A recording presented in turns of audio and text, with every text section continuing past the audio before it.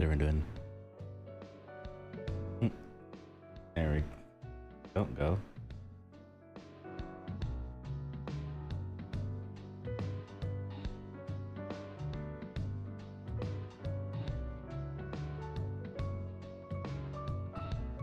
There we go. Had to look at a picture of Fiora for a second. I forgot to project it to the screen. Okay. There we go. How are you doing today? Hope you all have a wonderful day. Let's see. My normal hit play here.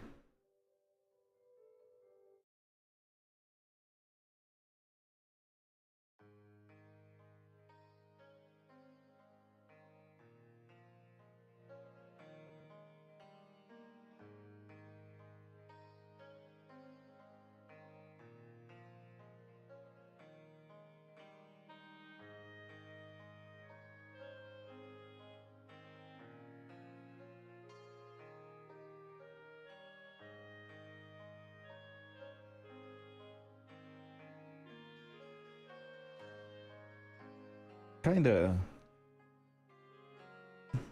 I don't know.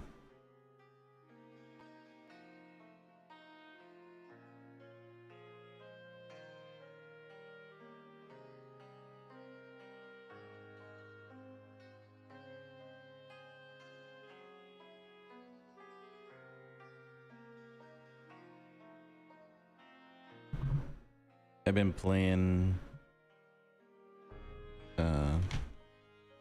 Stellar Blade a lot the past couple days. Honestly, really enjoy it, to be honest. Like, it's a fun game, I think, anyway. I know people's mileage may vary in the game, but for me, it's been a pretty fun game so far. I've been doing a lot of the side quests, like a lot of the side quests. I'm like,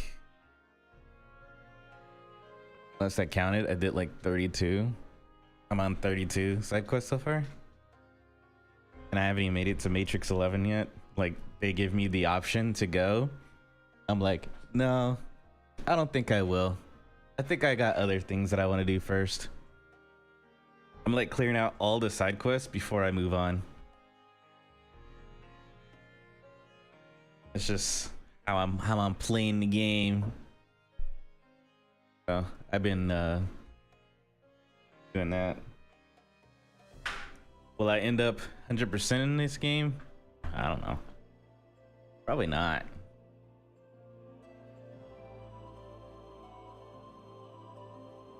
But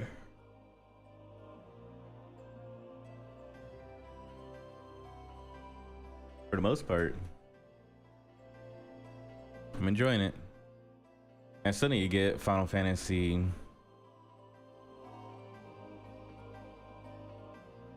7, the new one anyway. Rebirth. I'll get it eventually.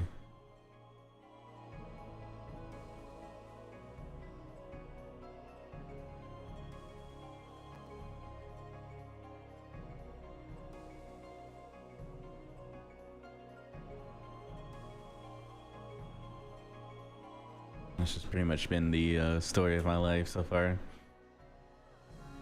How's everyone else doing? Hopefully well.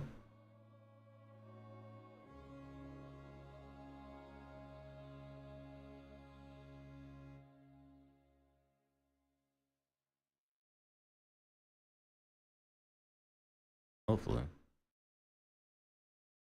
It's kind of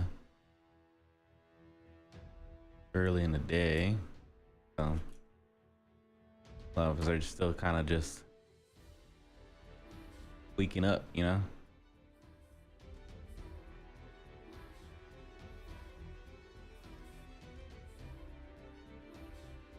And At least for me, anyway.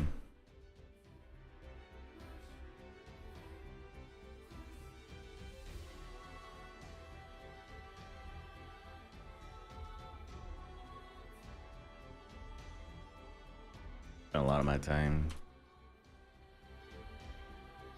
snoozing. Oh, no, I don't want to use that one. Knife.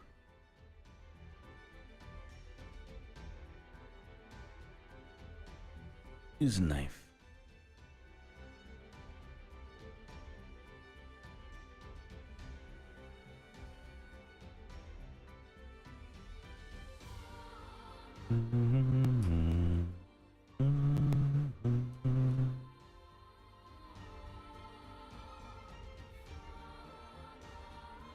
Okay.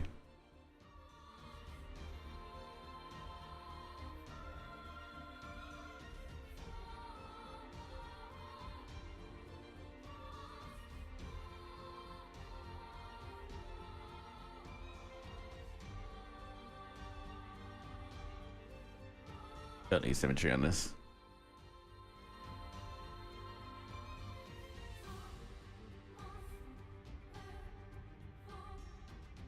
Where is it? I use it all the time, and I'm always array.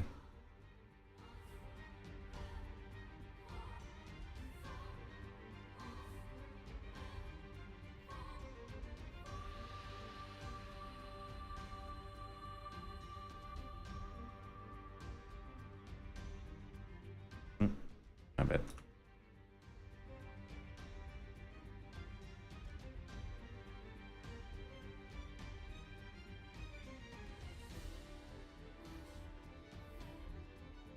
The fuck? Am I just tripping right now?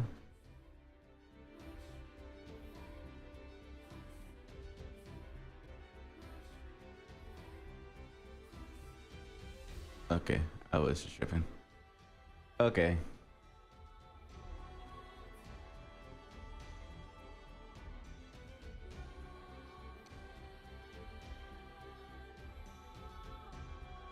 Sometimes it be like that.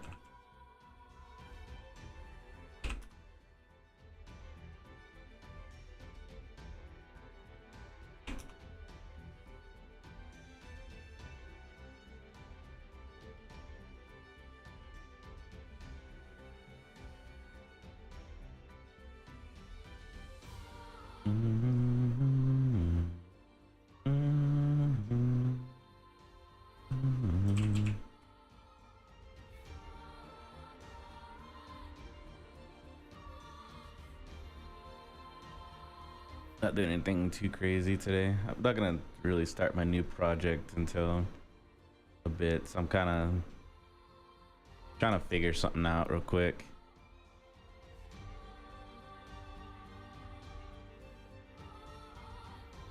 Let me get rid of this real quick and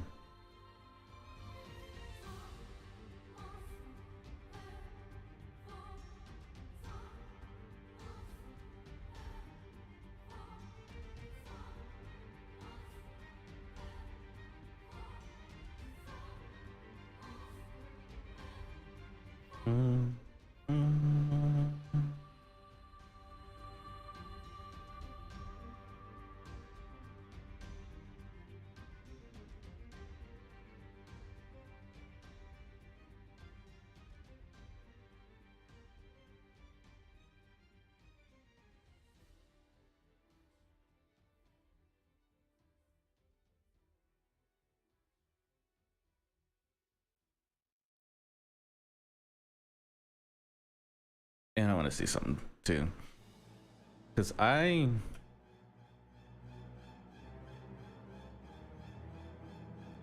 streamed on YouTube on the 24th, but for some reason the VOD is non-existent, and I'm like, the fuck happened? So trying to see what's up with that. And if my suspicion is correct, then I will definitely find out today what happened.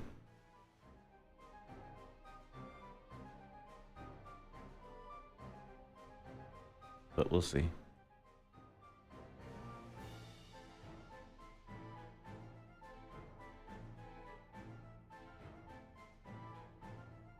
Because the VOD's like non-existent. I was like, I could have sworn I hit go live, unless I went live on the wrong YouTube channel.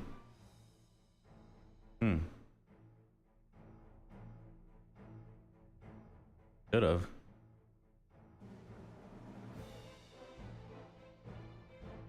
Like I accidentally like posed over there for a second because I did not save my setting change.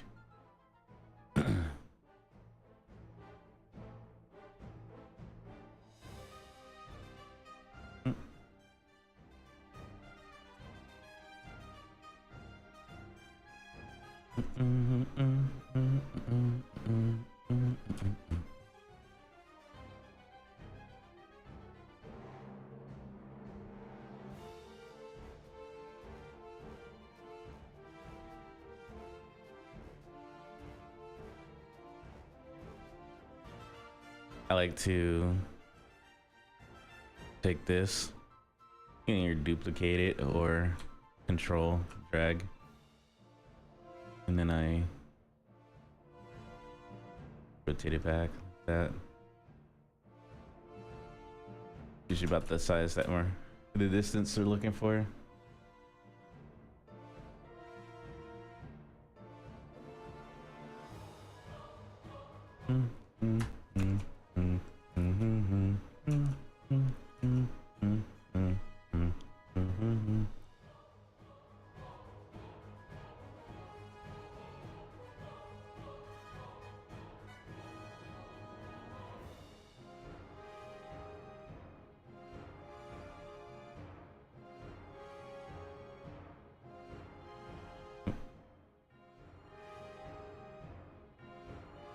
I can put this in.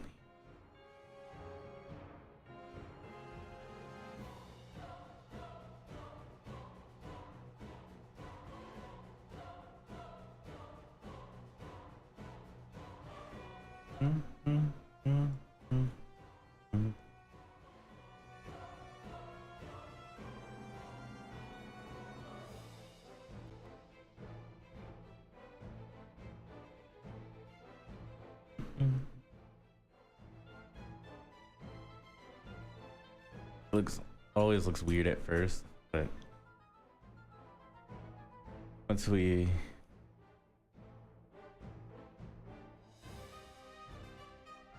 start getting into things, it'll make sense. Usually start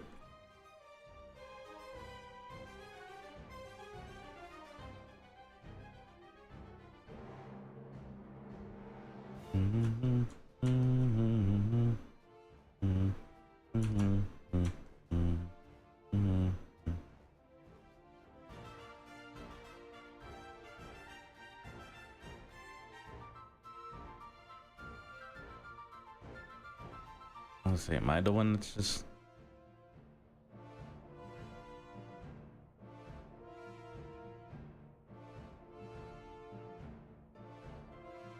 gotta trust the process, that's all.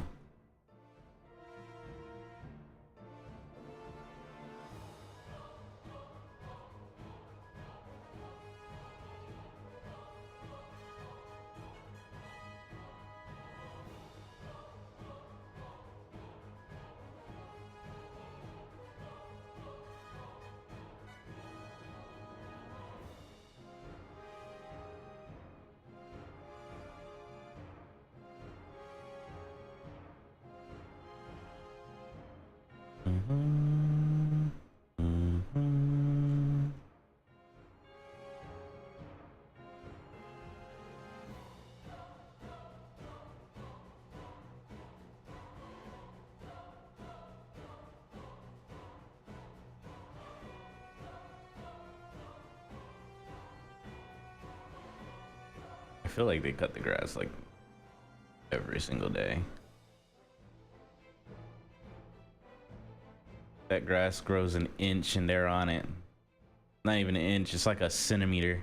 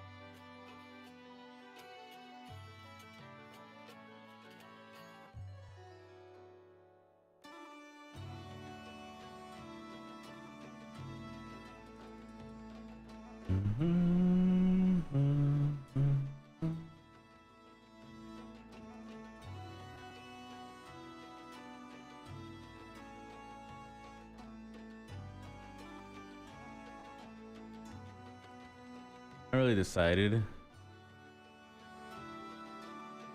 on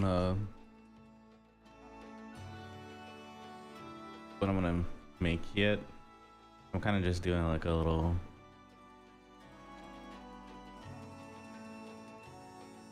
study in a way.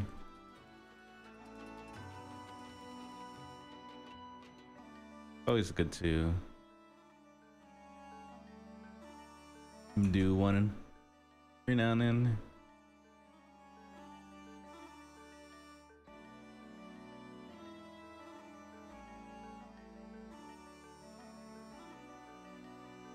And what is with the light in my room?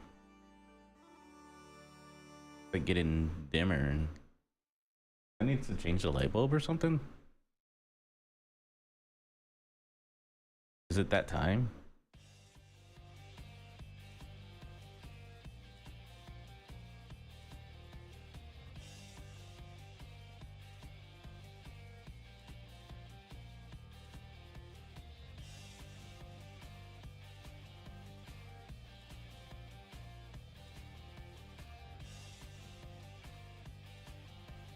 I feel like it's that time.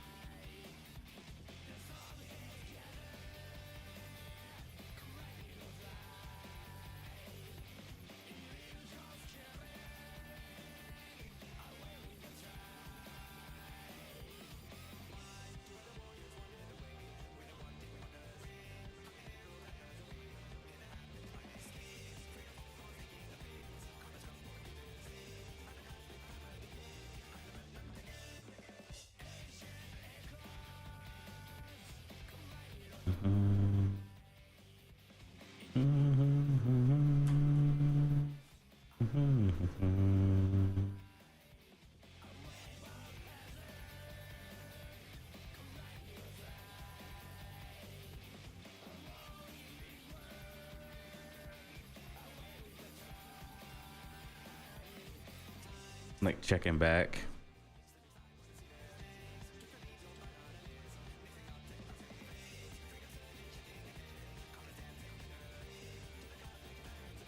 Every now and then, just to make sure it's working properly.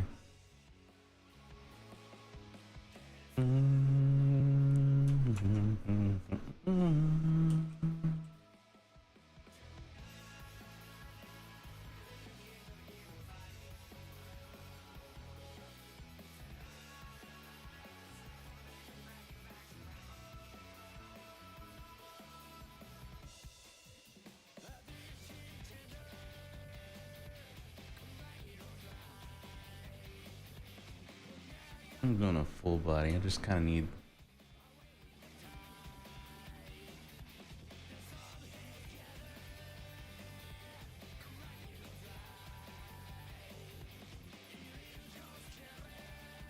I don't want to.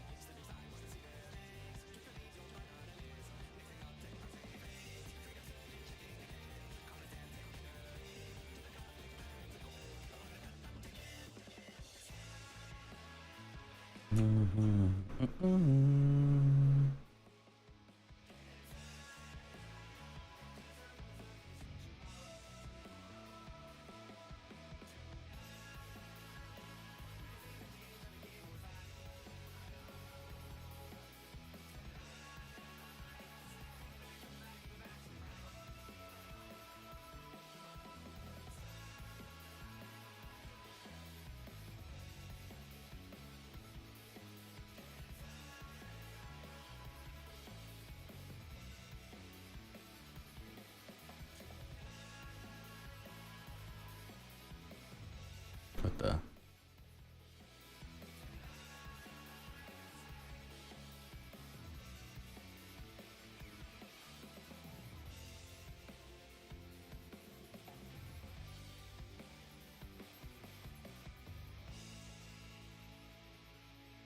How did I fuck that up?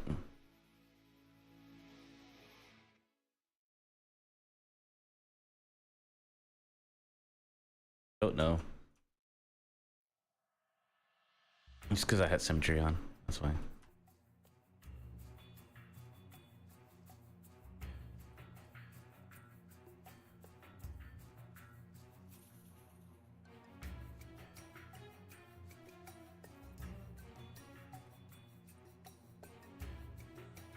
How's it going, Luke? How you doing today? Welcome on in.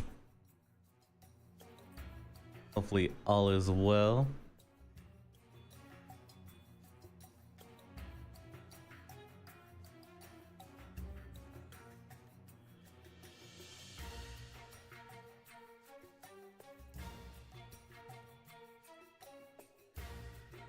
It's going pretty decent for me. I just woke up, so I haven't really started a day or anything like that. I'm just kind of doing a little study for today before I get into my next project.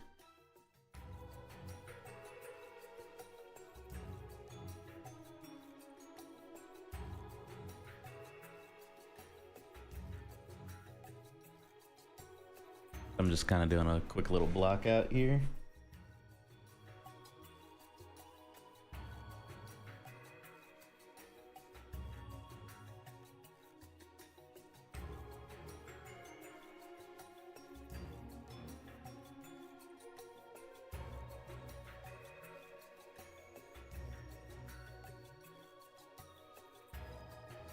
Nothing too crazy.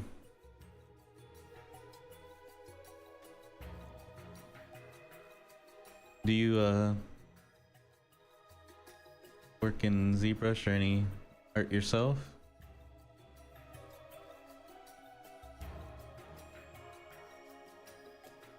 Okay, there we go.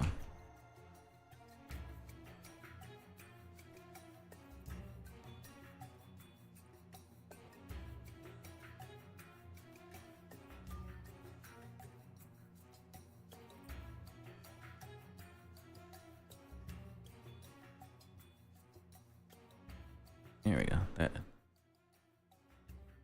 helps a lot.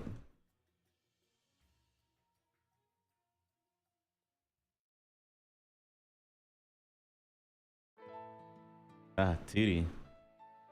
I get it. That's where I was. I did a bachelor's for game art and design. I originally wanted to do environment before I ended up with characters instead.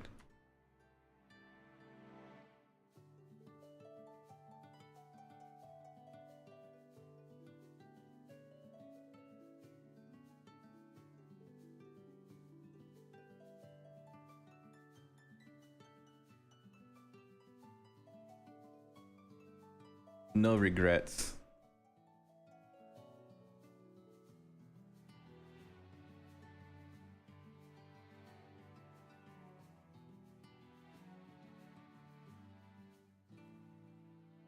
I went to Art Institute before it got crazy.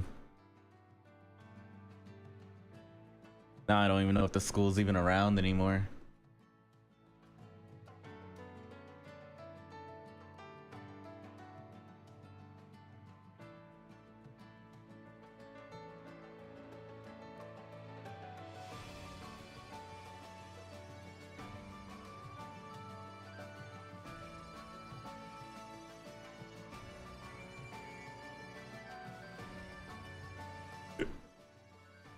Yeah, they went through a lot. It was like talks of,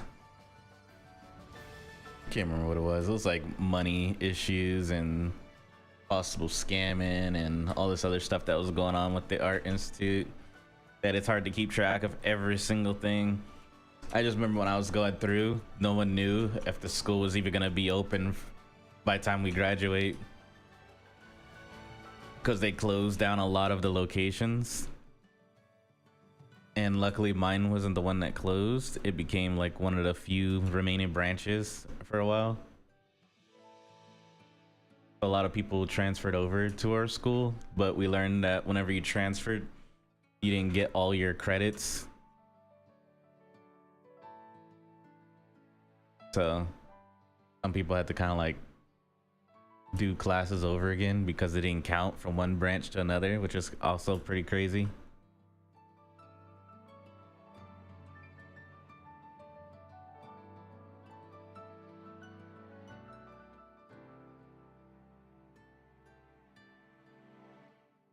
Yeah, it was bad.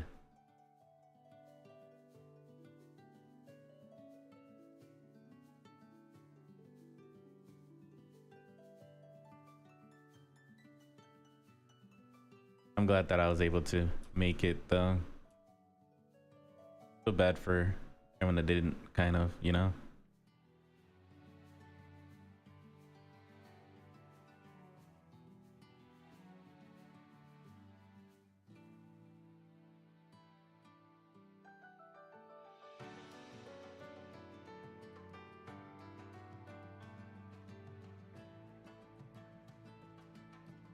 Still in contact with a lot of the teachers and stuff though.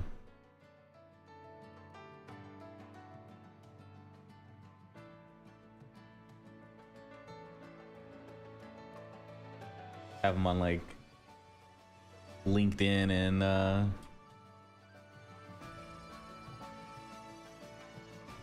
Facebook. And they also have like Discords and stuff like that.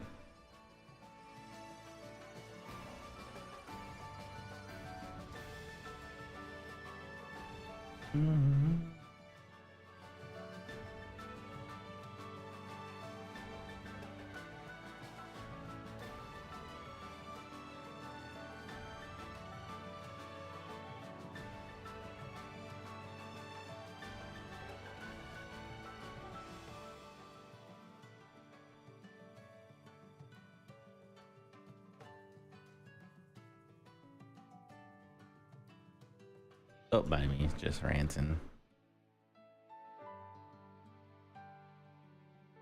How long have you been doing 2D yourself? What do you mainly focus on? Do you make like characters and stuff?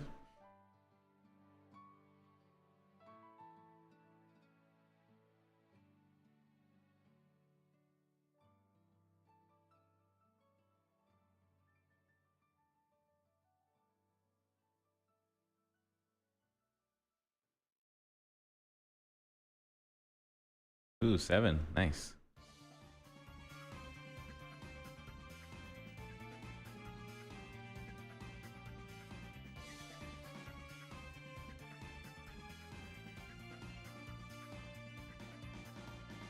Gotcha. I'm more of 3, 4 years on and off. Technically, I started art in 2017. That was when I started art school. But for characters, it's been like 3 years on and off, where I'll do it for like a month and then I'll disappear for 6 months, sort of.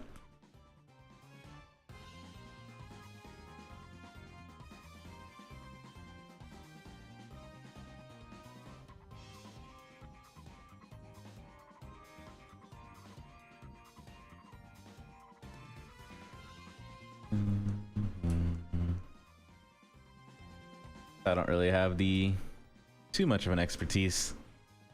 You're my senior when it comes to art. 7 years. Very impressive.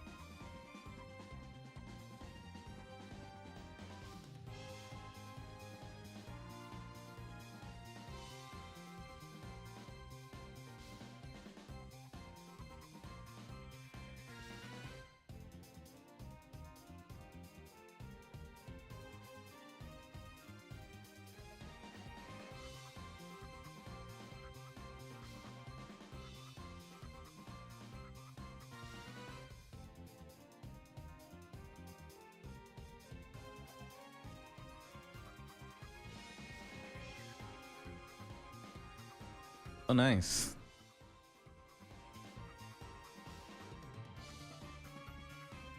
Are you able to share the name of the comic or anything like that? I know with NDAs and everything like that. Probably one of those can't tell, so it's perfectly fine if you can't. Yeah.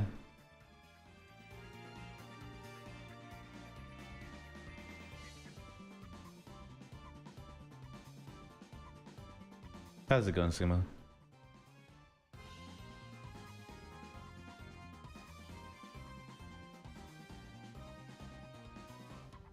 Trying to have a backlog.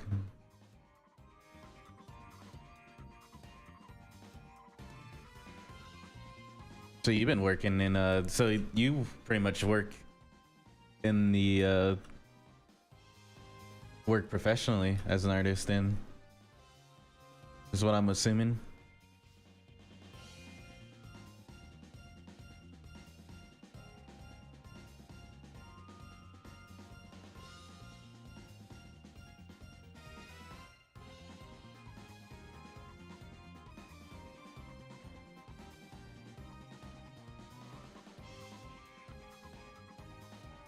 Gotcha. I know it can be a little hard. It's very competitive.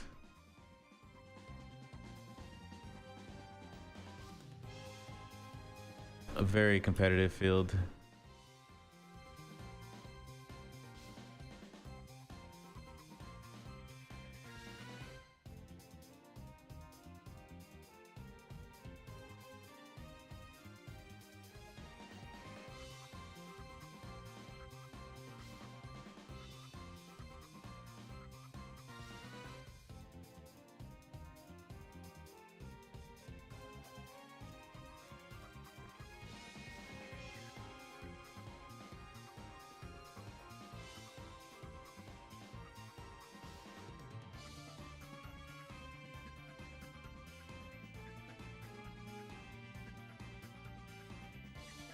As time goes, it just gets harder and harder. But I think it's very important. I once wanted to into games myself, but I'm kind of happy where I'm at right now, honestly.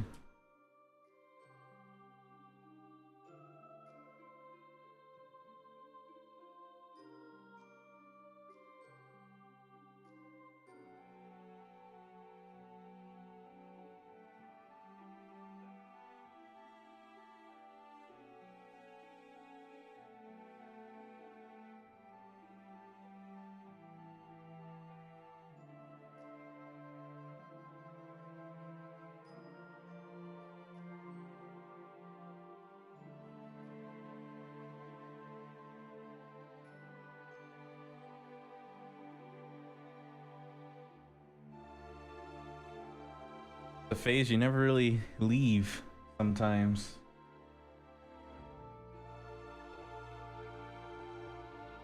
I watched a video of a guy that wanted to it was a theory thing, because that's always been like the theory that if you ever want to make it as an artist, whatever, then to just get into making like furries and stuff.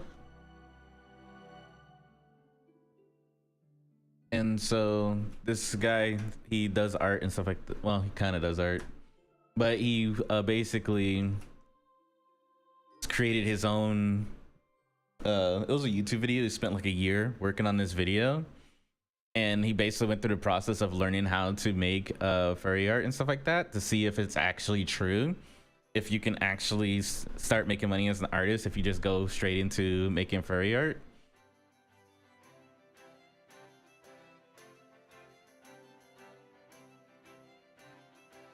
And it was kind of one of those yes and no situations.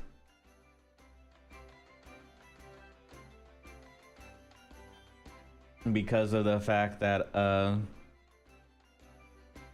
you can't just do it out of the gate, because they can anyone can kind of tell when you're just trying to do something for money or if you genuinely enjoy doing something. So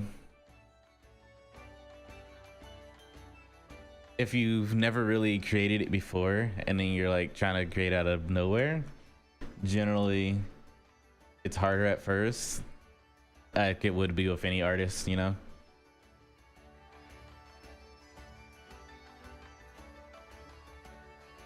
So it's still the same type of hurdles and jumps and stuff like that you have to do, and it's still kind of hard to get into it too.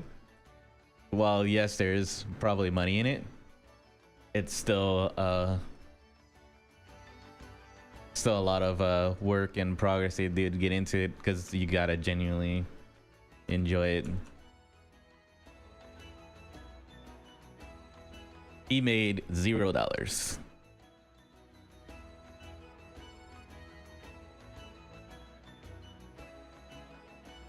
His main focus was technically what I am. Like, I've come to the realization that,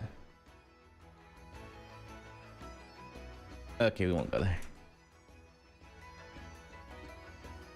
Technically, since my model is a dragon and everything like that, and I've always been kind of more fascinated towards dragons and stuff like that, and even in Final Fantasy 14, technically, an Ara is a dragon in a way. It would have put me more towards scaly.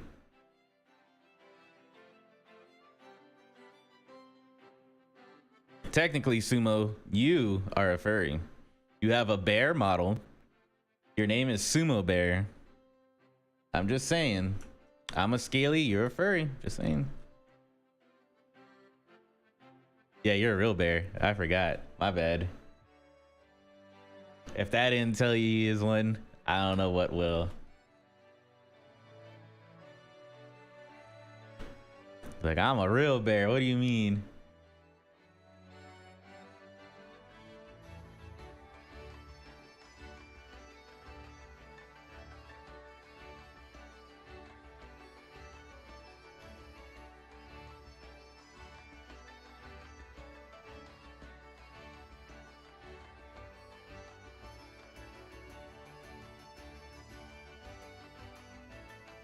actually.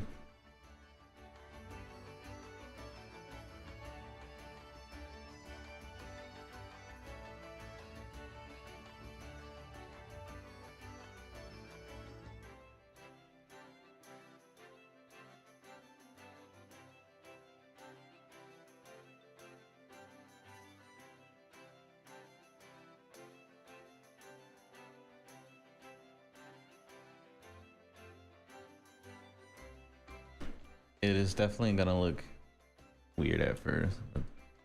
Okay.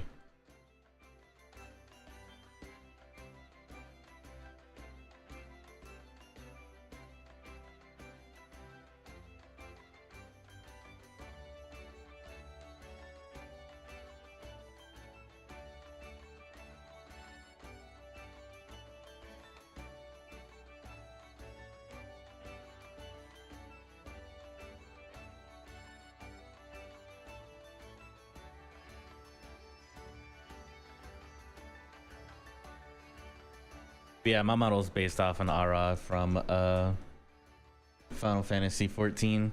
Technically, my character Ara from Final Fantasy 14. Whenever I do get back into playing it when the new expansion comes out.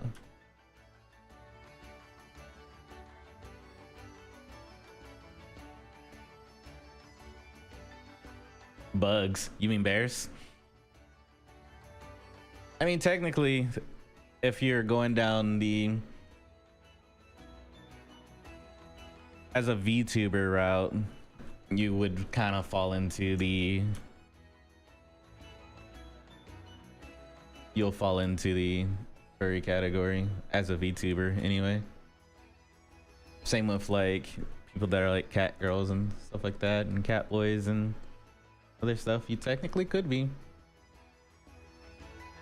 No one really question it, I guess.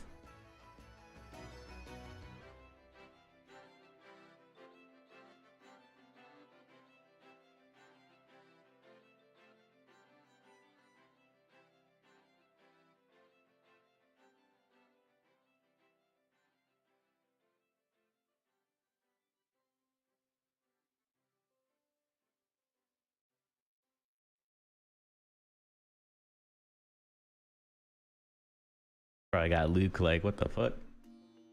Yeah, conversations can definitely go anywhere, to be honest.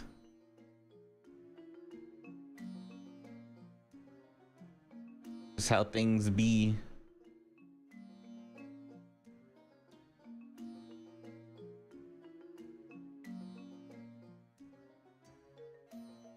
That's fair. What would it be if you are more into like androids and stuff? That'd be like, I guess that'd be cyberpunk is something, but there's a what would be a category for like I guess probably cybernetics or something like that, if your character is more like machine or anything else, like if you're an android or something like that. I don't know where that would go for if you're,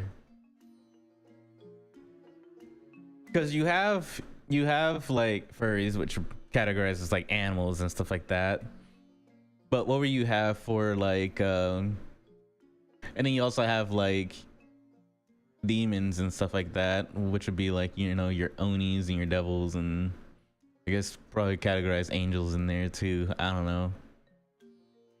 don't know what they'll call that. Maybe demigods or something like that. I don't know what they. No, not a fetish. I'm talking about like a actual categorization. Because you could be a furry and not be a fetish. You know, it's really just dependent on the person.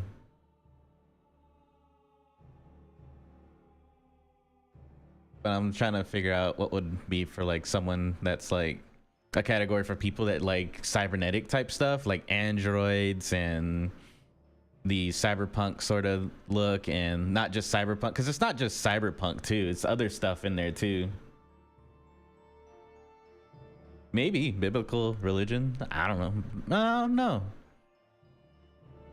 mythology. We're making a we're creating a category here.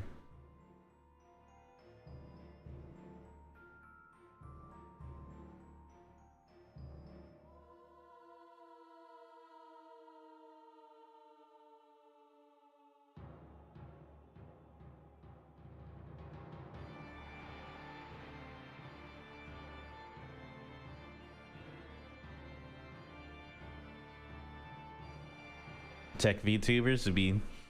That's the thing with cyberpunks though, because it's not just cyberpunks in there. Because I would throw in like steampunk and stuff like no, because steampunk technically would be cybernetics or those two. It's just a different age, you know. Because steampunk is the like you can have steampunk androids and stuff like that, but they're powered by like steam and cogs and stuff like that. But maybe I'm just thinking too far into it. So I'm like grouping everything. Tech punk. Yeah, that sounds cool. Tech punk. That would be cool.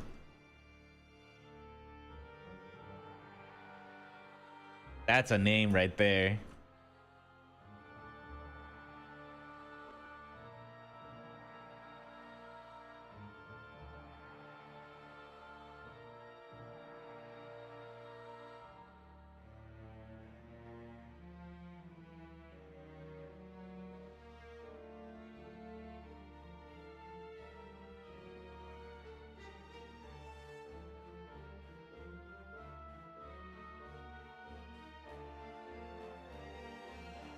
Tech punk would be a pretty cool name.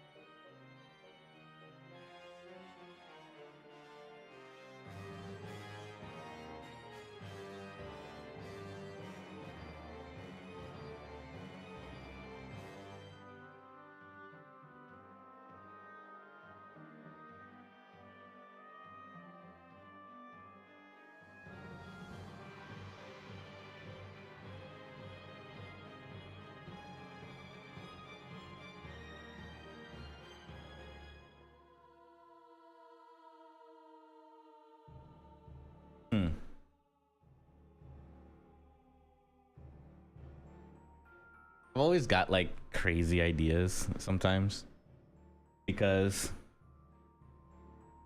while I'm happy with my VTuber, yes, I do get like crazy ideas for ways to change up my VTuber to be more what I would like in my character and stuff like that. And a lot of it would lean more towards if I was to go into add in stuff to my character, it'd definitely lean more towards like add in like cybernetic kind of feel to it, you know, the neon visors and stuff like that, which are pretty cool. Those helmets and shit, that'd be pretty cool. Just gonna Frankenstein my character over time, honestly. That's what's gonna happen. That's gonna be like, you start off as a normal person. Like if I was in the cyberpunk world, I would like slowly add more and more cybernetics. You ever seen the movie, the series Edge Runner? I would be like what's his face from the series where, man, I literally forgot the main character's name, and he made it to the top of Arasaka Tower so everyone would remember him. And here I am forgetting him. I remember Lucy and Rebecca, but holy shit, I literally forgot the name. Yeah, David. I'd be like, I would probably pull a David on my VTuber, where it's like, okay, they're a dragon Oni Arad thing, like, because the horns are based off of like Oni horns, and then because it's not Ara anymore, because Ara horns are on the side where the ears are at. But I like horns more in the front where they are now. So that's the big change that I did from my Ara from Final Fantasy 14 to here.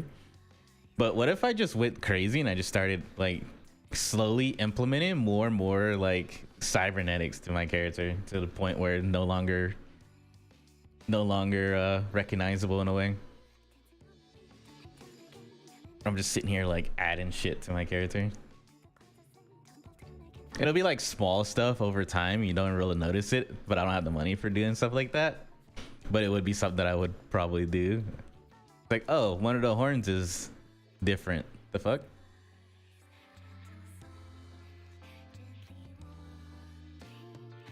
That'd be pretty wild.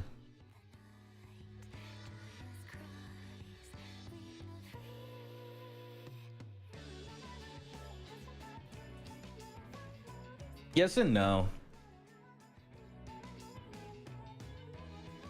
Because I didn't make my VTuber. Like, that, we all know. I have there's an artist that made my VTuber, Snow. Their information's down below in my bio. Because I'm more of a, I just make 3D figures for printing and stuff like that. That's my main focus. I don't really go into rigging and animating and stuff like that. But that's why I'm like, I couldn't really do it myself because it'll be that'll be a money sink. Highly recommend Snow if anyone's ever looking for a VTuber model.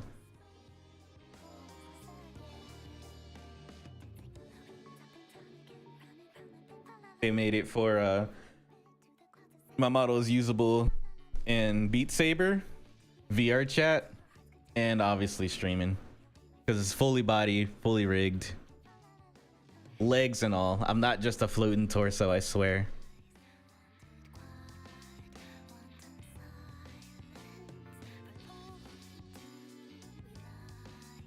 I swear, I'm not just a floating torso.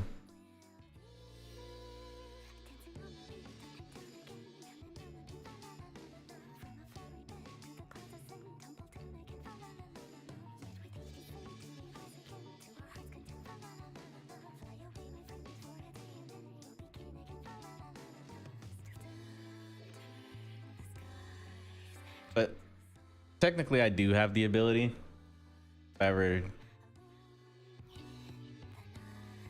spent the time to actually do stuff, because all I would do is just I can sculpt like I normally do, and then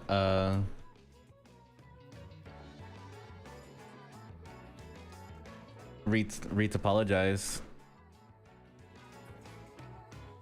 and then I can rig it and stuff from there. I've done it before. I've rigged and stuff like that before, but that was for a game that we were working on in my class.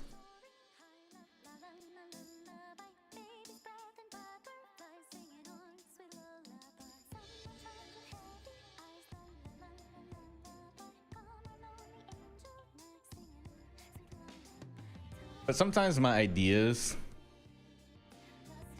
I can't jump on every idea that I do. I have to wait a while to see if it's actually an idea that I would want to do, or if it's just one of those things where it just pops up, you think it's cool, and then you're no longer think it's cool anymore.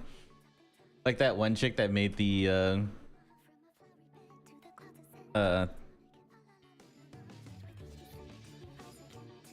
TikTok video about wanting like a tattoo or whatever. And she said, if I want a tattoo, if I still want this tattoo after a certain amount of years, then that means I truly want that tattoo.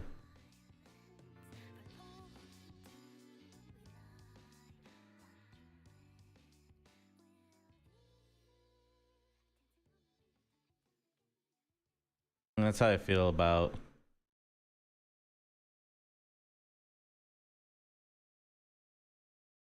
if I was to do any major changes.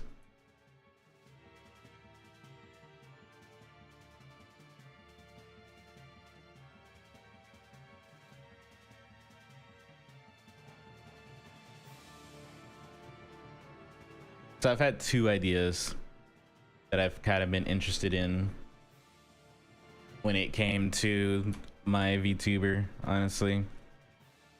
There is the cybernetic route,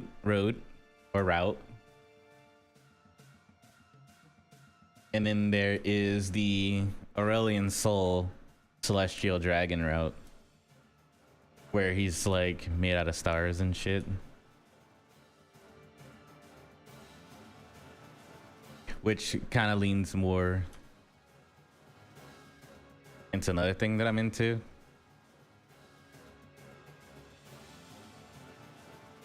But technically they have that one skin of Aurelian Soul where he still is a celestial dragon, but he also is a robot too. Forgot the name of the skin. But technically could do both. Because the shawl that's around my arms here has the patterns of like space and stuff like that on there, like little stars and stuff.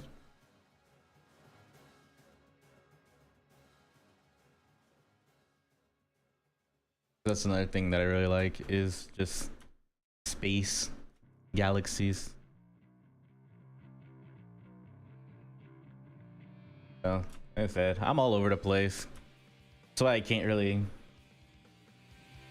go all in on a lot of my ideas, because I don't know if they're like, it's an idea that would truly stick or just one of those ideas for the moment.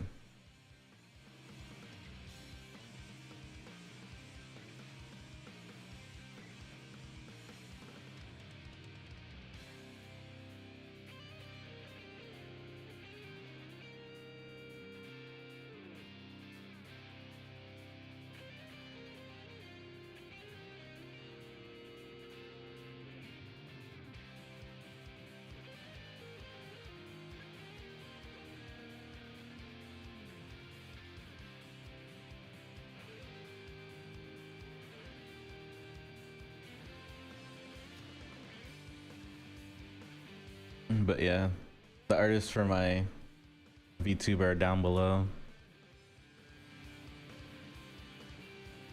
For any of those that are interested, they did an amazing job at conceptualizing my character and 3D modeling my character for me to use on stream, which I spent at least, I think I spent around like 2 years to get to this point. Because when was my first VTube model stream? It was November of last year, I believe. It was like October, November last year. And I started the whole process in 2022 when I initially got the turnaround of my character made.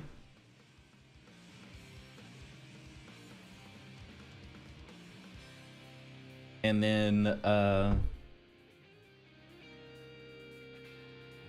it wasn't until like summer of 2023 that I went in and commissioned the 3D artist for my current YouTuber model. And they worked really fast, by the way. They stream also on Twitch.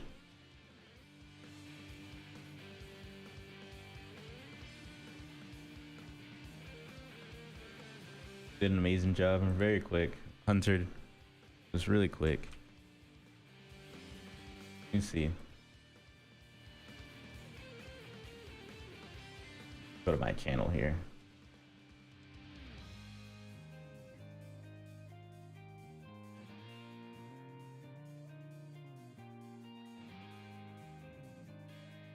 Oh.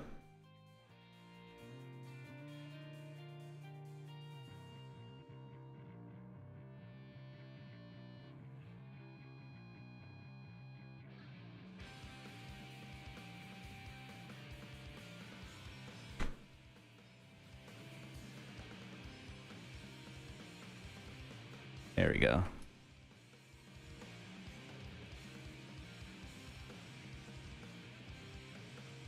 There we go. That's there. They're at there.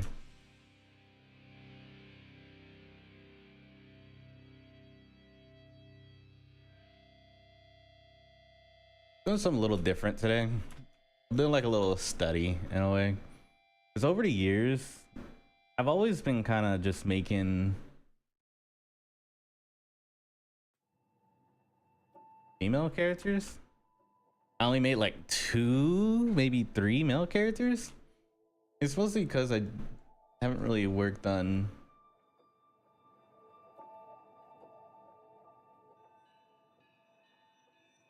I don't know why. I feel like maybe for me it just feels like female characters are easy to make. Like, well, America, well, I guess it's because it's more, you don't have to worry too much about like muscles and shit, you know?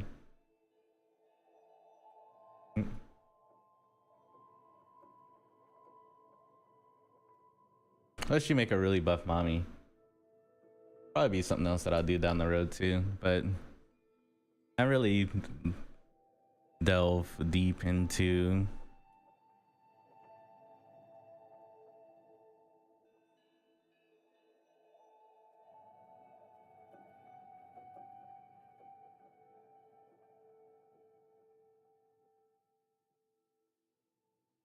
creation of males or females. Well, males anyway.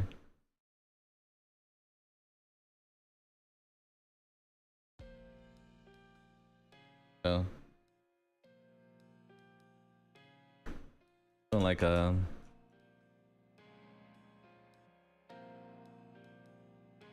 male for now. Try to figure things out. Got like some reference images and stuff like that. Cause I have like 2 I use PureRef. I'm pretty sure it's a lot of artists know about PureRef and how great it is. But I use PureRef, and I have 2 PureRefs that I kind of build over time. How's it going, Graham? How you doing today? How's your streams been? But I use PureRef, and I have 2 different PureRefs. One is like female ref, the other one is male ref. And every time I fall, like I'm scrolling through and I see like a body type or anything like that that I really enjoy, especially when I'm going through Twitter and stuff like that, I'm like, man, I really like how this person makes their noses. And I really like this character. I like how this character's nose look.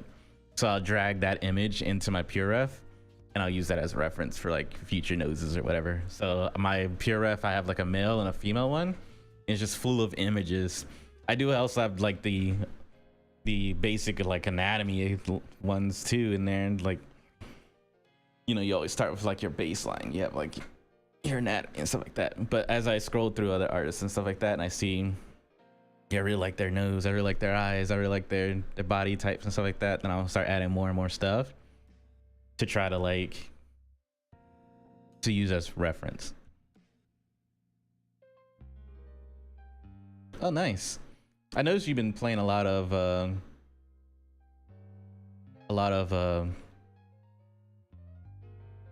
it's not Wild West RP because you're on a different type of server, but basically Red Dead RP.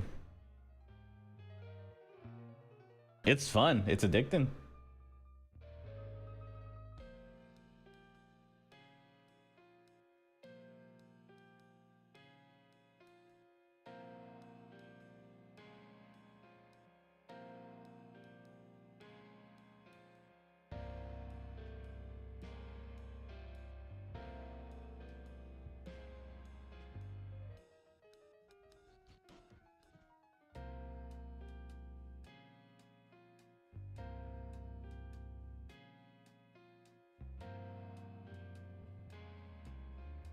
That's how I was when I first started out.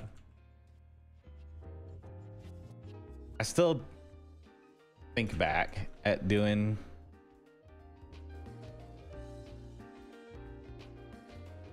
going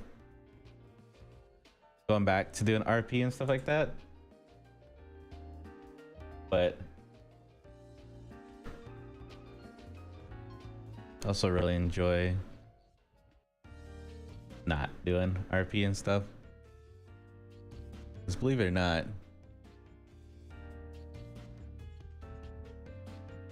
I'm not the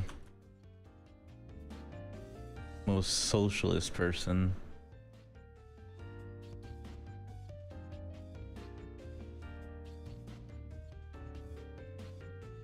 How's it going, Anna? Welcome in. How you doing?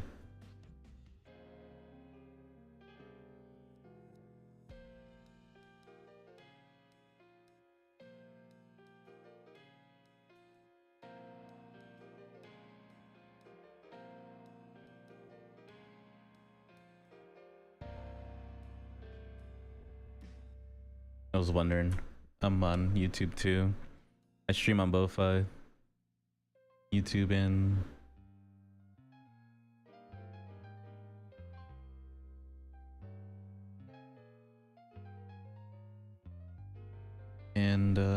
Twitch.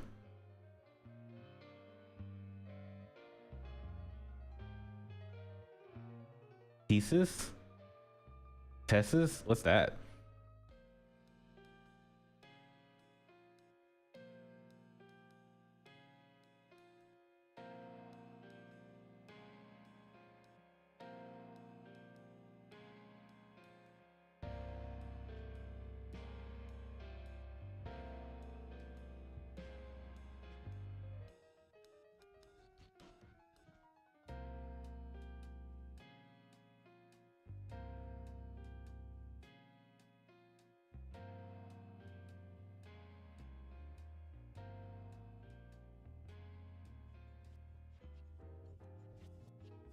Oh, thesis. Okay.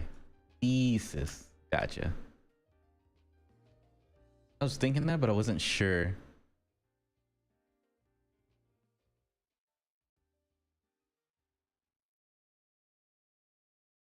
Like something's kind of off here.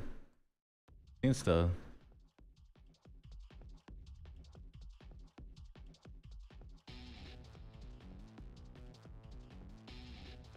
It is because of the.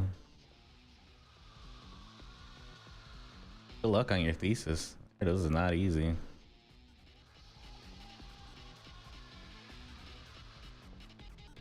don't think I've ever really done a thesis before, now that I think about it, in all my years of going to school and stuff.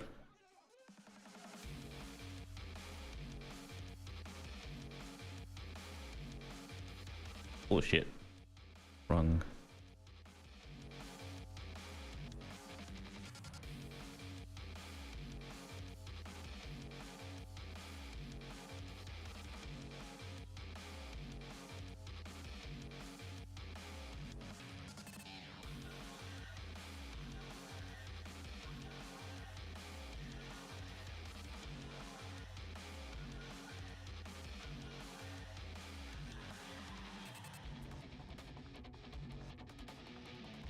Speed run.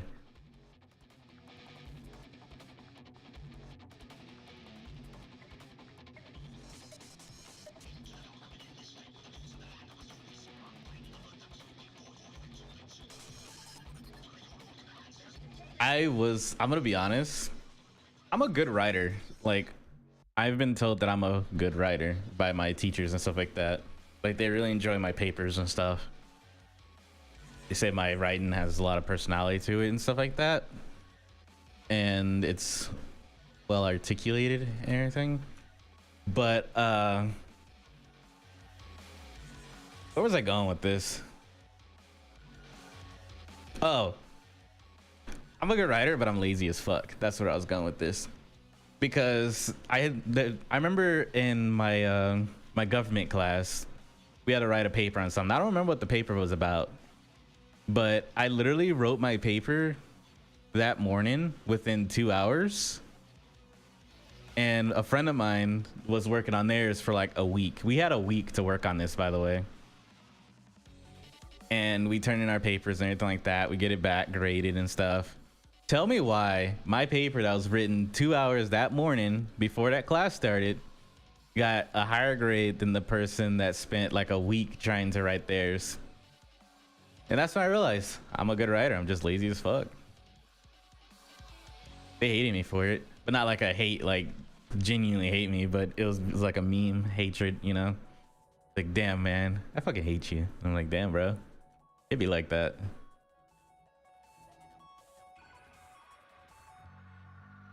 Oh, that explains a lot. Let me turn that on. There we go.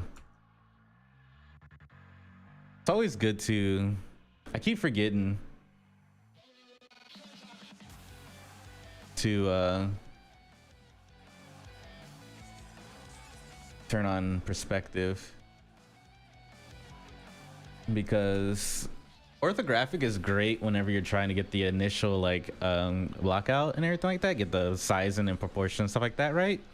But once you get into the actual like sculpting and stuff, it's good to be in perspective, at least from my point of view whenever doing this stuff.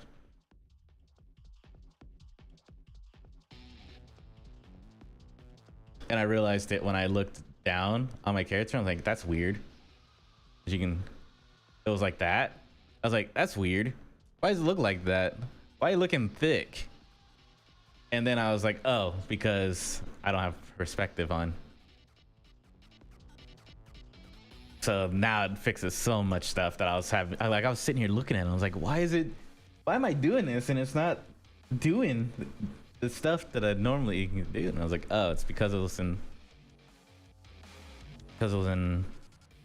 orthographic. That explains a lot. That will definitely end up fixing a lot of the stuff that I was having. Yeah. Hey, how's it going, Mean Mug? Welcome on in. We're sculpting you since you're the superhero today. This is your build. This is the Mean Mug build, by the way. Bro is jacked. Every time he's on IRL, people gotta say, damn Mug, you jacked. Bro be lifting cars and shit. But he is a former Power Ranger, by the way. His identity doesn't matter anymore. He's no longer part of the Ranger squad. He dropped out. He went solo. He's flying solo. Me Mug circa 2014. This is circa 2024, Mug.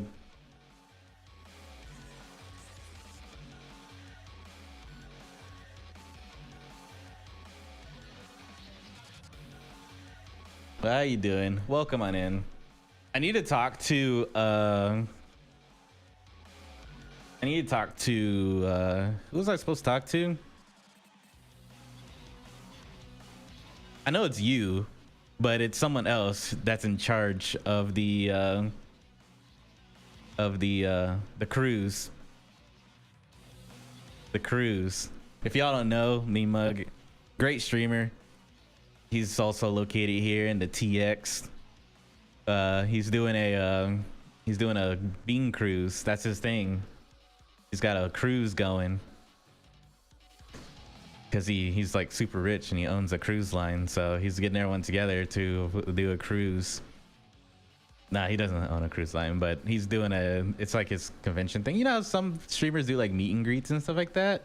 He goes above and beyond and turned his meet and greets into full-on conventions. Last year they met at like at a arcade and stuff and did what was it, escape rooms and everything like that. Got an Airbnb, did escape rooms, stuff like that. This year he said, you know what, we're going bigger. We're gonna do something big. He's like, we're going on a fucking cruise.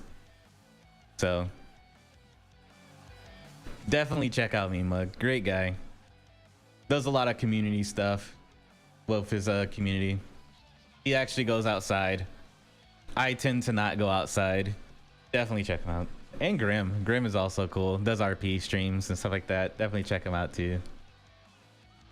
You were just here a second ago.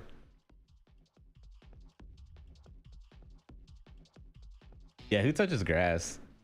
So if you want to see someone that actually touches grass, and I can confirm, Mug actually touched grass. He did an IRL stream where he was out in a field. He literally reached out to the ground and touched the grass live on cam. You have not seen me do that shit yet. You see me. I've been out and about. I've done one IRL stream, and that was to PAX South here in San Antonio. And that was like years ago. And that was like 2019. That was the last one that they ever did. That wasn't, there was no grass in sight at PAX. It was mostly concrete and stone. But Mug, he actually touched that green stuff that grows out the fucking ground. He touched it. That was the equivalent of Finding Nemo touching the butt. It's like, he touched the butt. He's braver than me, that's for sure.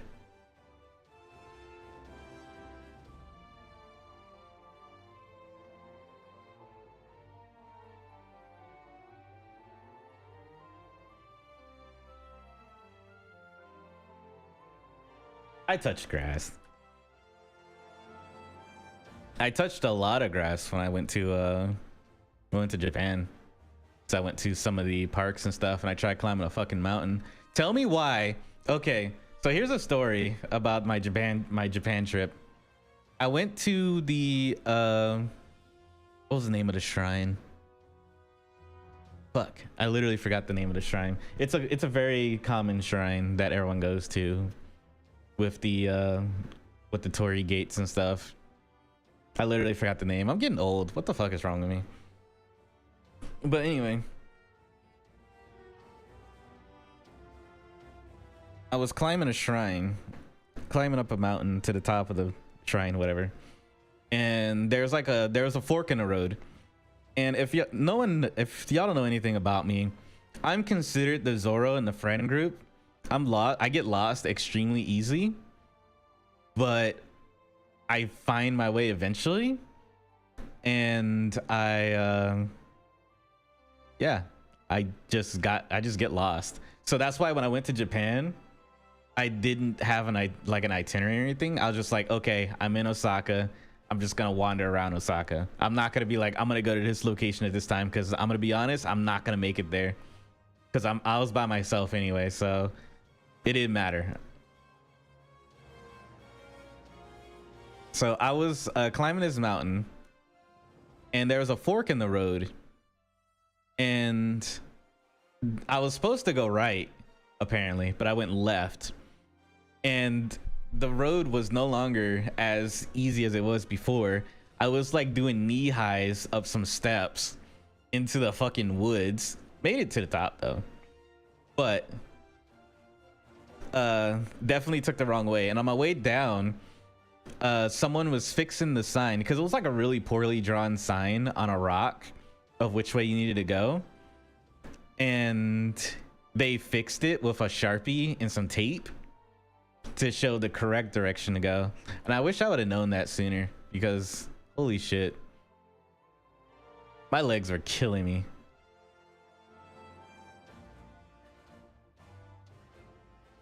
Ten out of 10. We'll do it again. I spent a lot of my time just getting lost in Japan, I'm gonna be honest. Yesterday, me and my friends went to a food festival here in San Antonio, and they were trying to figure out where the food trucks were, because it was like in an abandoned mall. I wouldn't say it's abandoned, but the mall has definitely seen better days. And the only thing that's like working in the mall was like a Ross. That was like the only store that I saw that was open in that mall the entire time, was the Ross. But we were like walking around, and they were trying to figure out which exit we needed to go out for the food truck. And then my Zoro kicked in, because there's these people that like rushed past us, and they were like heading in a direction. I was like, I think we should follow those people, because something tells me that they wouldn't be going in this direction with such determination for no reason at all. Like, they were gunning it. Like, I could just tell by the way that they're like rushing to that direction that it had to be the way. 20 minutes later, it turned out I was correct. Who needs directions when you can just read people?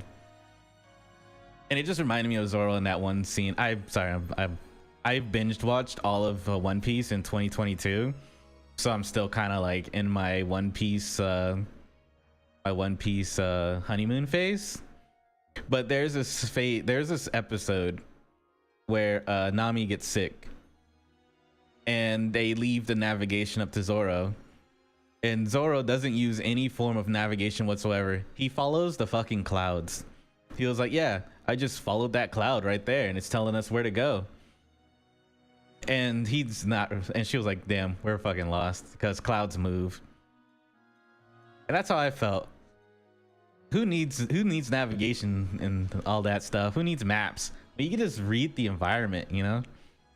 Those people that rushed past us was my cloud. If Nami didn't get sick and Zoro didn't follow clouds, they would have never picked up Chopper. Just saying. I definitely did go through a One Piece arc.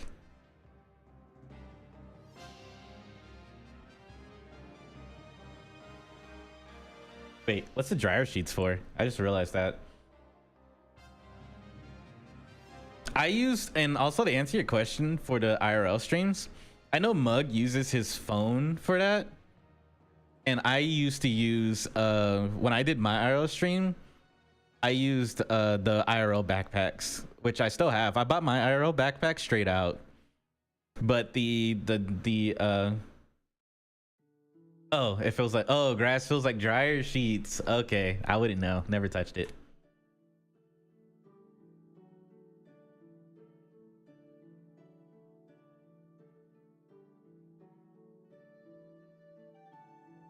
I touched dryer sheets before. I just never touched grass. I gotta clarify that. I do wash and dry my clothes for people.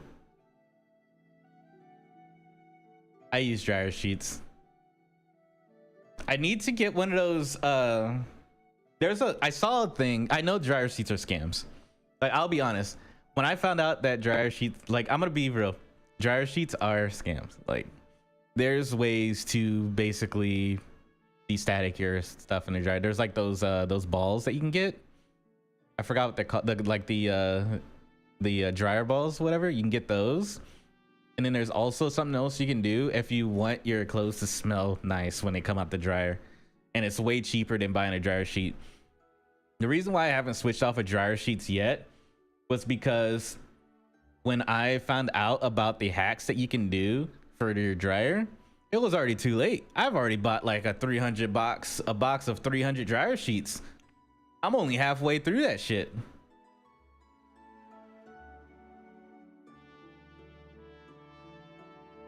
Yeah, I think I spent like 3K on my IRL backpack. Because you can rent one or you can buy one. And I spent 3K on mine. And you know what I did to it? I still have it. But I definitely did kind of take it apart. I'm going to be honest. Like the camera, I mounted onto my...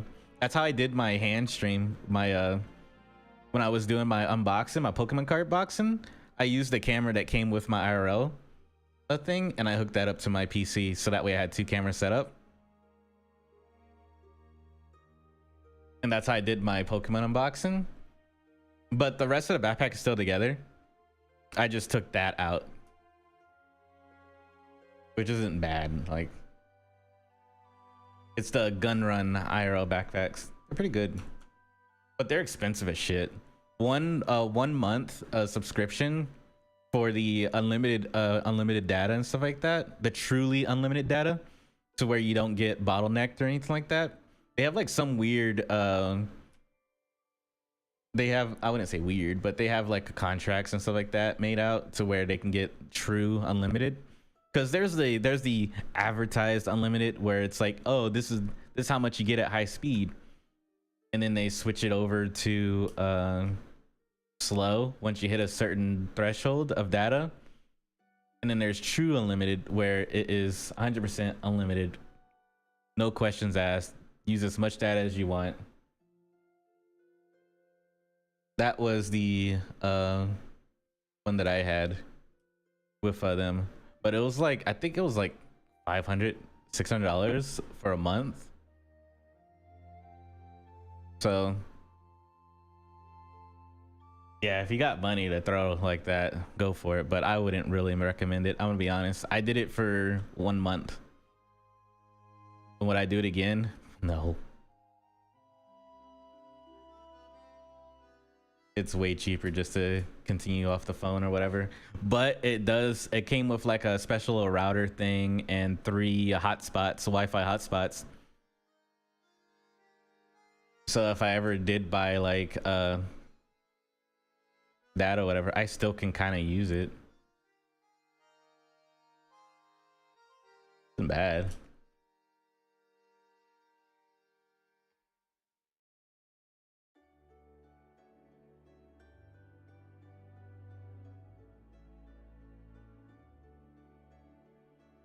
Yeah, they are. They think we're dumb. We're not. You could pull that over a lot of other people.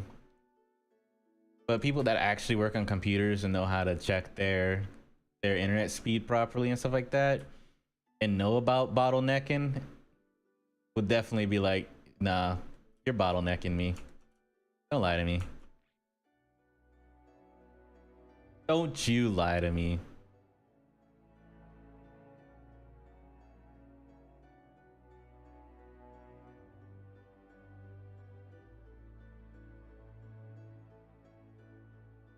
And they swear up and down.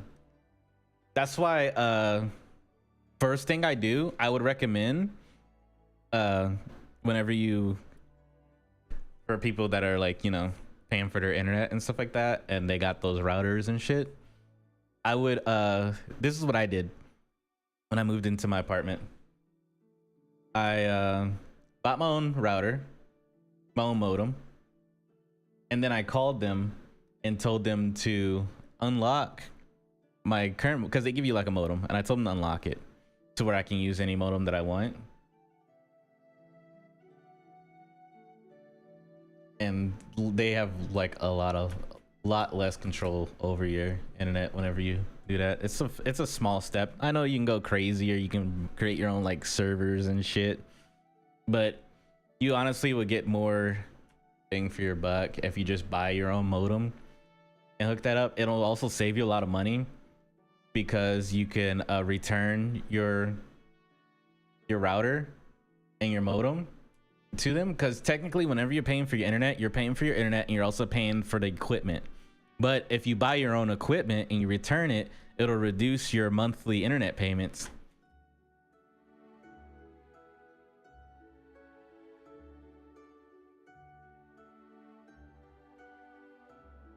Same way as like whenever you do like your phones and stuff. If you buy your phone outright, you're just paying for the service itself, not for the equipment fees.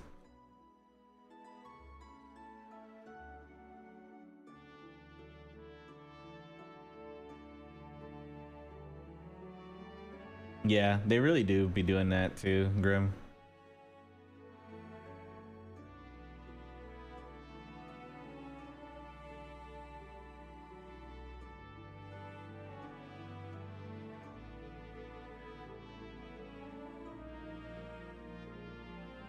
And also for those that are joining, I'm just kind of doing like a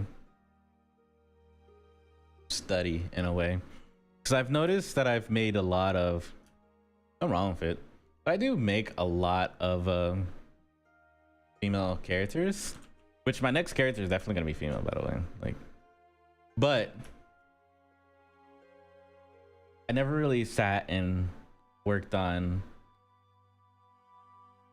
male anatomy too much, so that's what I'm kind of doing right now.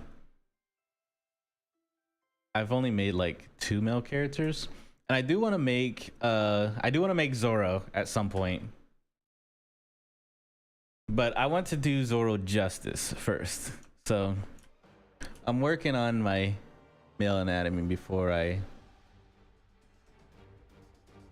do get into Zoro.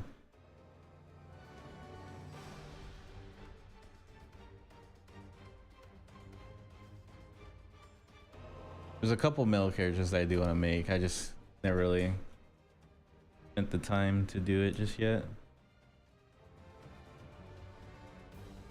I know a friend of mine, she really wants to see me make Zoro at some point, so that's another reason why Zoro is on the list of characters to make. But first I gotta make a 2B. That's like the rite of passage for every character artist. You have to make 2B. That's just the way it is. Sorry.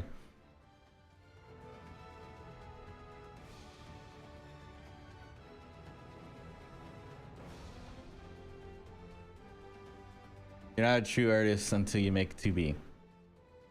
Kidding, of course.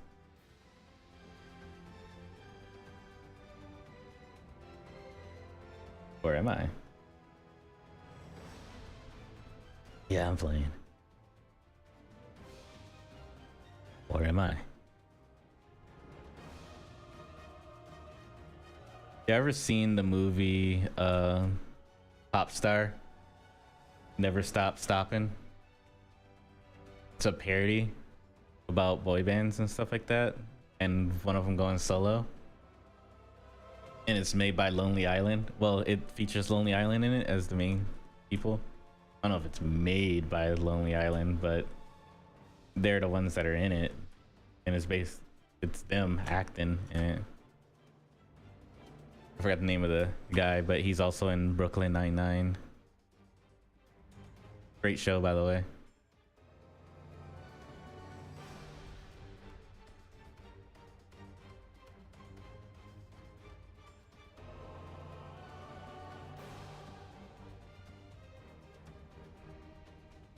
Tomorrow on my YouTube, there's going to be another video release. The finale for our Holo from Spice and Wolf will be tomorrow. And then Friday will be the making of heads. Making a head. And then not Monday, but the following Tuesday will be this torso that I'm working on right now. So if you ever wonder what videos I'm uploading to my YouTube, it's literally just my stream that I turn into a speed sculpt and add stuff to it. Two birds, one stone.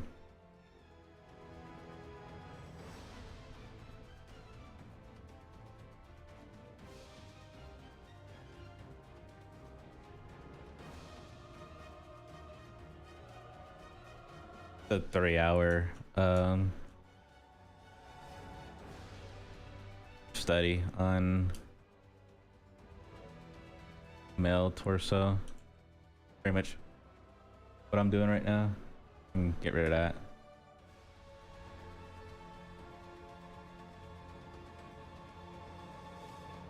It's technically in like, well, not 3 hours, but you know what I mean. It's always good to do like a little study every now and then, you know?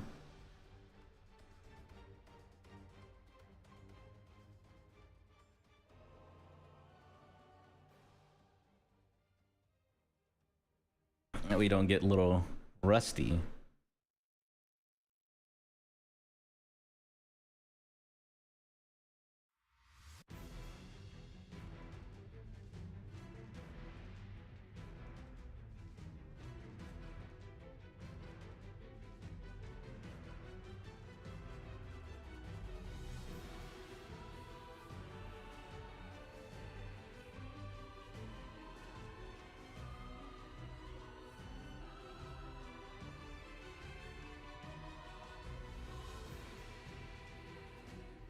And who knows, you might unlock something.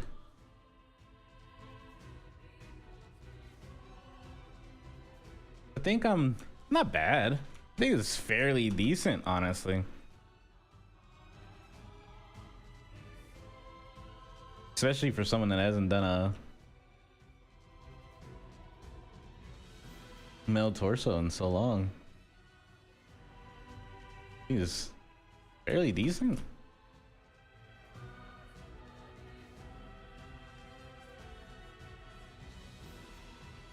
Thanks. Thanks, Grim.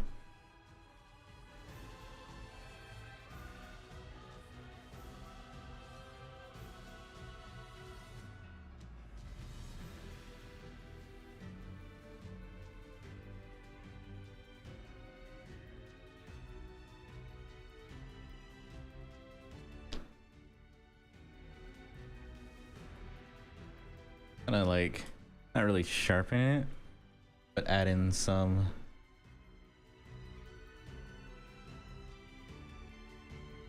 depth to it.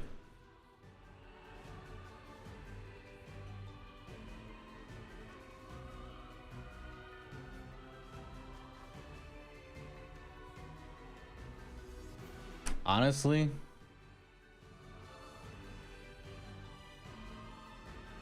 I would. I have done that before, but I'm not trying to end up on the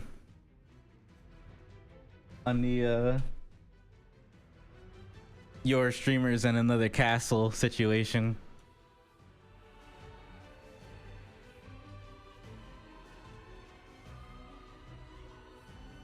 Maybe if you use a time machine, you can go back. Sort of situation where they come to my stream and it's nothing but a ghost.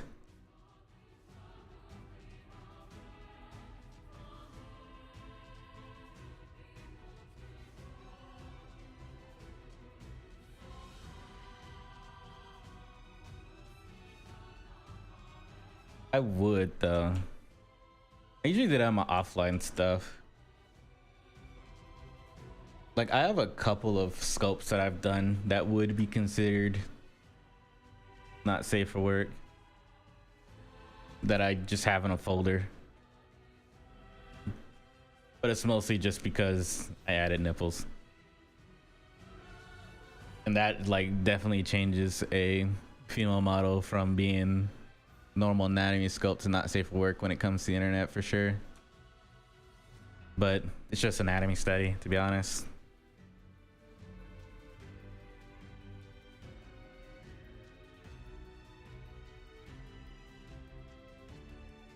Reminds me of art class. Craziest. I did go to, I don't know what it is. I don't know where I was going with that story, so just forget I mentioned anything about art class, art school.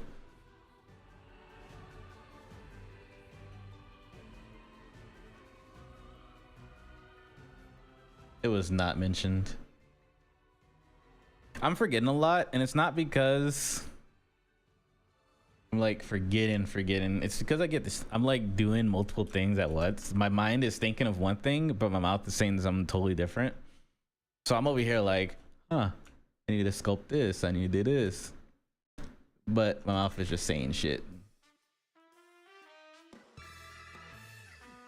That's just a story of my life. Da-na-na-na.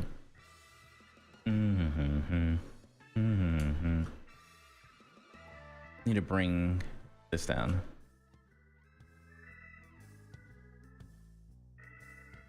Yeah.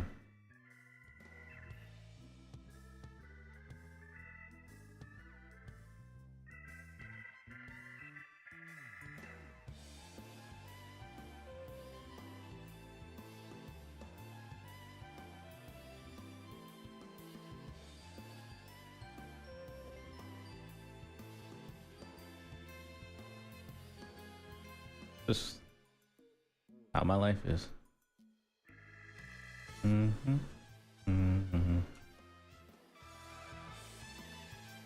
I've learned from watching like ooh, what are you thinking of going to, Grim? I've done one name change so far. Technically, 3 technically. There was my cringe high school days, early middle school, high school days, where I went by Tenza Shadow. And if you don't know anything about that, that was, oh man, that was back when Bleach was, I'm a big fan of Bleach. So it was like, you know, Tenza Zangetsu was like the first thing that ever popped up during that time. This was like early 2007, 2006, I think. And I was like, damn, that's fucking cool. And I was also, if y'all know, I'm big into like Sonic and stuff like that. Like I enjoy Sonic. So, you know, Shadow came in. I was like, you know what? Tenza Shadow. And that was the name I went by for the longest. And I don't know what was wrong with me at the time, but it was cool. It was cool. No regrets. And then I switched over to Gin Third because, you know, the third squadron, Gin Ichimaru. Another Bleach reference. And then it went to Gin Yao. I was going by Gin Yao for like the longest, honestly. That was up until like 2013, 2014, I think. Yeah, it was until Final Fantasy 15 came out with Kingsglaive. And that's when I switched over from Gin Yao, because I used to stream on Twitch as Gin Yao for like the longest. That's why my YouTube, you could probably find it by searching up Genyao, whatever. I don't fucking know. But Genyao getting third. But when Kingsglaive came out, there was Nyxx in there, and there's also another guy named Altios. And I just put those names together, and that's how I got Nyxx Altios. I just changed the U into an O, and I added an extra X at the end. And boom, we got Nyxx Altios. Thank you, Final Fantasy 15 Kingsglaive. I'm sticking with this name. Biochild. Was it because you were into Biochild? That makes me think of Bioshock. Is it because of Bioshock?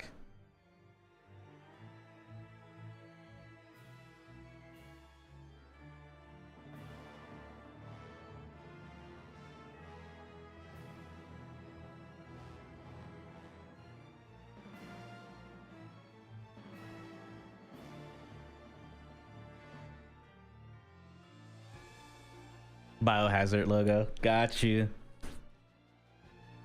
And cooler feels because of Bioshock. I'm just saying.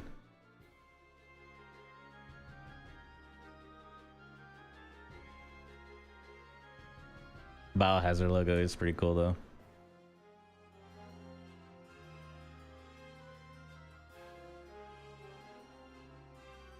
Gin Ichimaru. Bro is a real one. I liked him. He was cool as fuck. He didn't deserve that. I also just like the number 3 too. So kind of like, it was like, I don't know what was going on in my head, but there was definitely a lot of things that are connecting to make Gen third, because he was third squad captain. He was one of my favorite. My birthday is also on October 3rd. So it was like 3 just was my favorite number. Obviously, because I was born on the 3rd, but 3 is just my favorite number. Out of all numbers, 3 is the favorite. So it just like lined up. Gen Ichimaru was the way to go.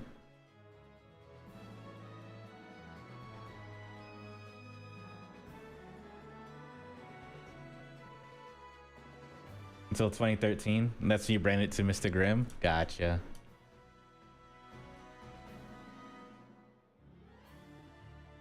I was on and off trying to stream since the Justin TV days. If you look up my other account, so I have two Twitch accounts. There is this one, and then there's the old one, my actual original account that I used to have, but I renamed it. And it is Shinobu Kiss Shot now. That's the name of my alt account. It's actually in chat right now. It's my one true viewer that's always there. It's my other. You know how everyone says that as a streamer, if it's just a number 1 on there, it's just that person and their dog. That's my dog right there.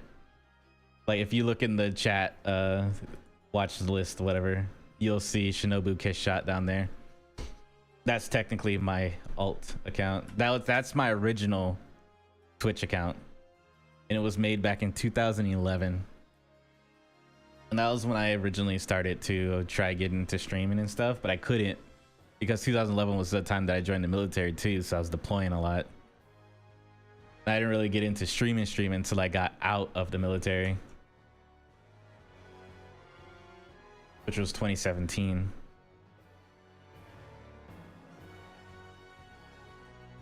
I made this account that I'm using now because they didn't have name changes at the time, and I wanted to go by Nyxx Altios, and so I was like, man, I need to name change, but they don't allow name changes yet.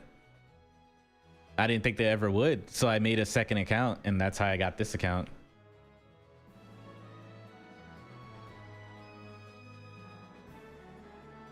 Until that account was made in 2019. Gotcha.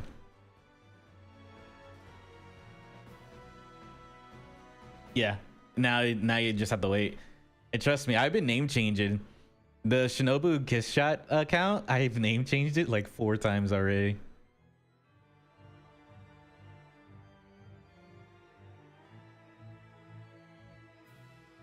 I don't remember all the names, but I do remember one of them was Merlin Gluttony at one point from Seven Deadly Sins. Honestly, that name, my alt account just matches the name that I'm using for my League of Legends account. Because on my League of Legends main account, it's Shinobu Kishot.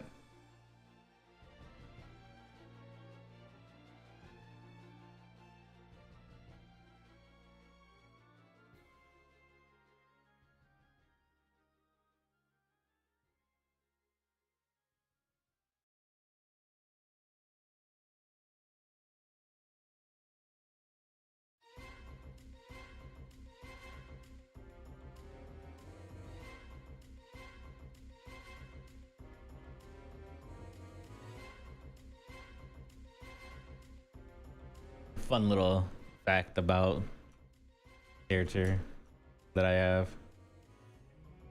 Not characters, but names. I say characters by accident because I play D&D. I really love D&D. And I also play Pathfinder. And he was here a minute ago, but Sumo Bear is our DM. And he usually runs our campaigns on like Fridays and Saturdays and stuff like that. And I have a multitude of different type of characters. I have male characters, I have female characters. I have a list of different type of characters. And Shinobu is one of my characters. Mako is technically my Ara too. So this character that you're looking at right now for my VTuber, technically name is Mako. And that is what I use for D&D and stuff like that. She normally I have her play as like a bard or something like that. Something where you can get into trouble. And then I have Eris, which is the Yanti. And then I have V. He's an elf. I also have Samira. She's also an elf. The roles change depending on my mood, so that's why I'm just saying their race and not their actual what they do, because I tend to just use the same characters. I just change their roles or whatever, but keep the personality. Samira is more of like the strategic one. Like she's a backliner. She's just one makes strategies and stuff. And then you have V. He's your typical brawler. Not really brawler, but more of a swordsman, sort of. Like majority of his stuff has always been kind of like swordplay, sort of. Eris is a thief and usually goes between like arcane trickster, stuff like that. Like I have personalities that stick with the characters. The roles may change a little bit, but the characters are typically the same. The race and the name is typically the same. We got Eli. He is human. He's based off of Castlevania. He's a Belmont, or a wannabe Belmont. He was basically a kid that grew up hearing stories about the Belmonts and stuff like that and wanted to be just like them. That's one of his lores. The other type of lore is he was actually part of like a Belmont recreation group or whatever, you know, where they like took in a bunch of kids and they tried to train them to become like the next Belmonts, because the Belmonts died out and they need the Belmonts in order to like destroy and kill monsters and stuff like that. So they train in kids to become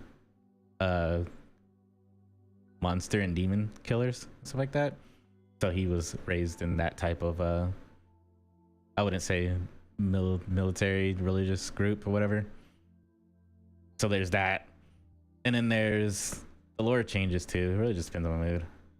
I never really stuck to a single lore when it comes to them. I just figure it out as I go.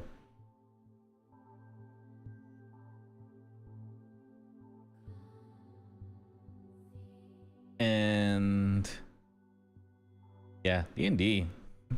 I didn't get into D&D until 2019, and after 2019, holy shit, my imagination has gone wild when it came to different type of characters and stuff.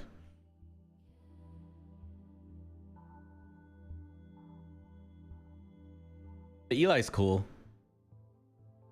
He's basically like your typical Belmont. using whips and stuff, and able to use different type of weapons and everything like that. He's your brawler. Bro is good. Those Eli and Shiro. Shiro is the disciple of Shinobu. People who actually know who Shinobu is will probably understand who Shiro is too, because technically Shiro is a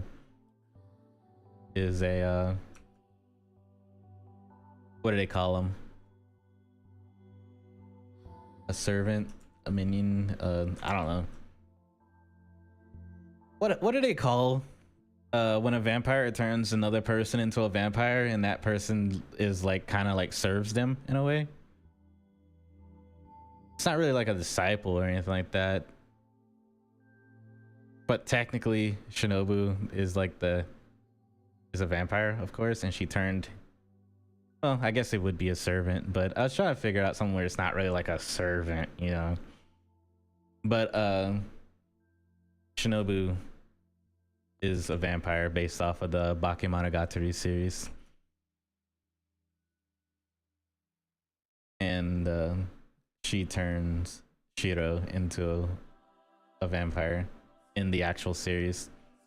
And that's why we have my Shinobu and Shiro, who I'm currently playing as a Shiro who's looking for his master Shinobu in a Pathfinder campaign. But we know where she's at. Like, I know where she's at. Obviously the character doesn't know where she's at. Yeah, like a predecessor of some sort.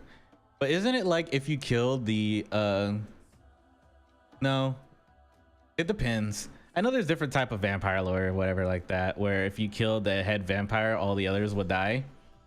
Cyrodiil, there's that kind of lore, and then there's like it just doesn't do anything.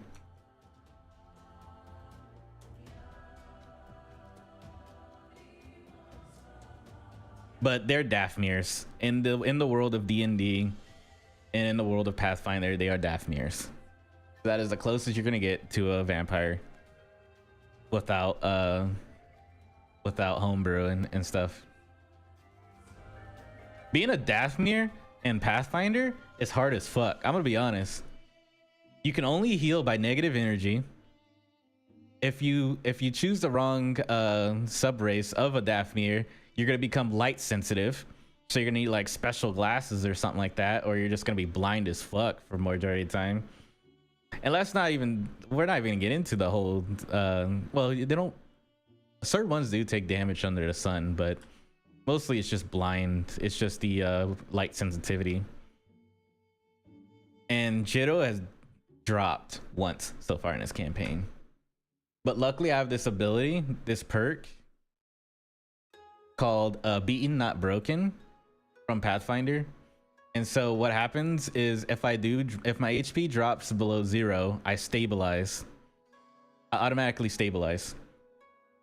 I can choose to get back up with but I sacrifice -1 HP. And it's only good for like 1 turn. Like I'm able to attack, move, or anything like that for 1 turn before I basically drop again.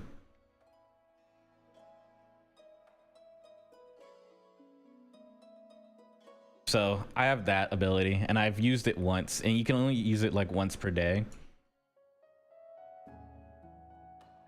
So it's nice. That's the only thing that's keeping my Daphnirs alive right now, because finding a way to use, and he's a blood rager, so the only way to heal is literally off of long rest or short rest. And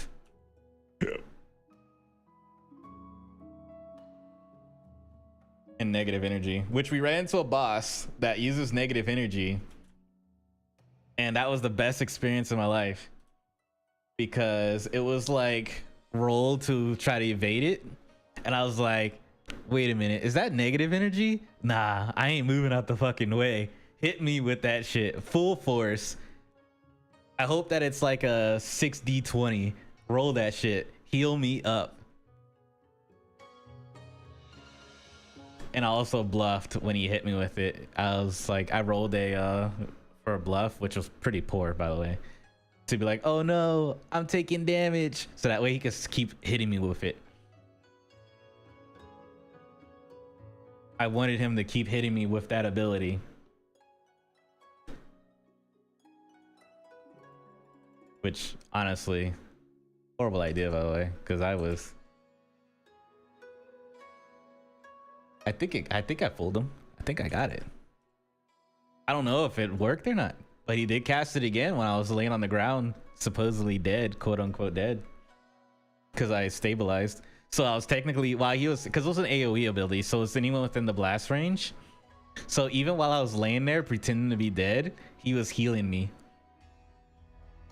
And my plan was to either let the rest of the party take care of the boss, because obviously I'm like in the negatives right now. I'm stabilized, but I'm in the negatives. It was either lay there until my party dealt with the problem, or hope that the problem kept casting that negative energy ability and healed me back up.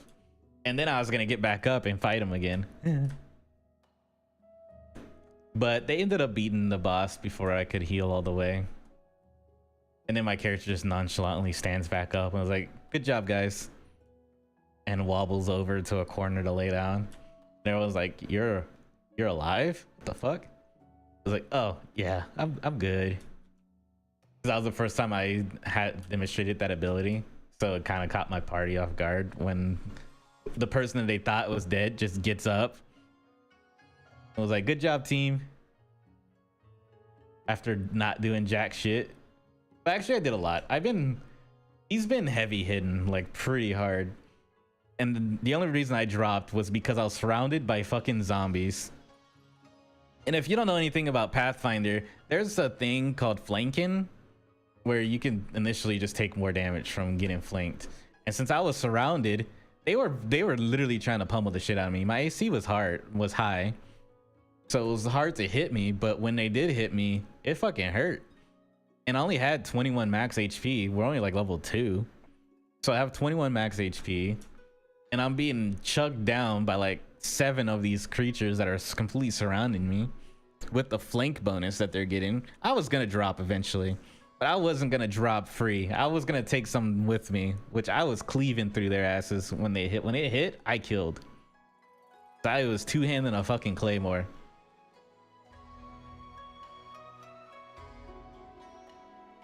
I just wanted to see what y'all do. It really did feel like that. I'm glad I got into D&D. I would never have gotten into D&D if it wasn't for the fact that a friend of mine messaged me on New Year's. It was New Year's of 2018 into 2019. And he was having a New Year's party. But the party was more of a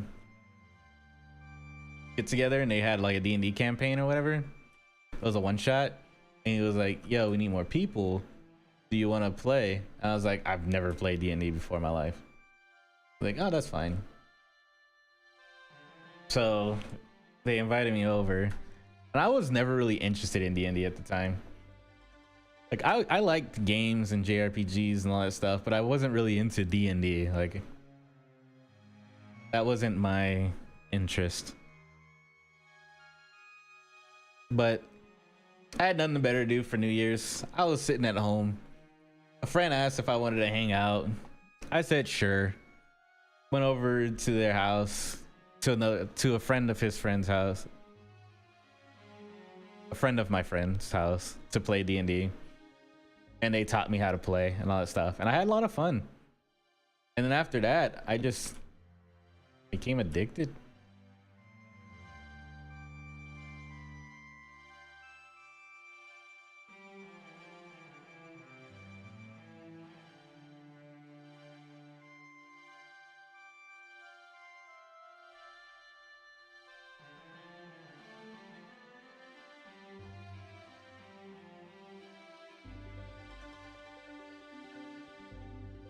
Hmm.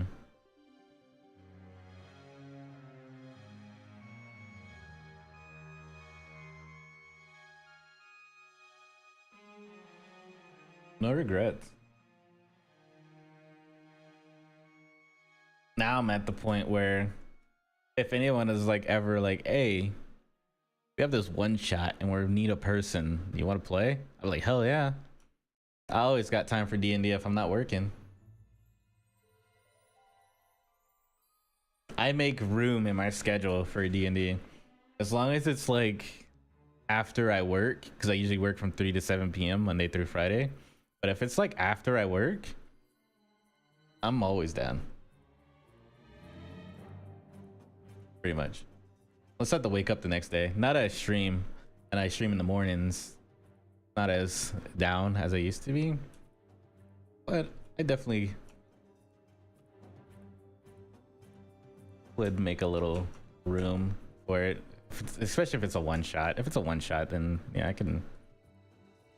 can make some room for it.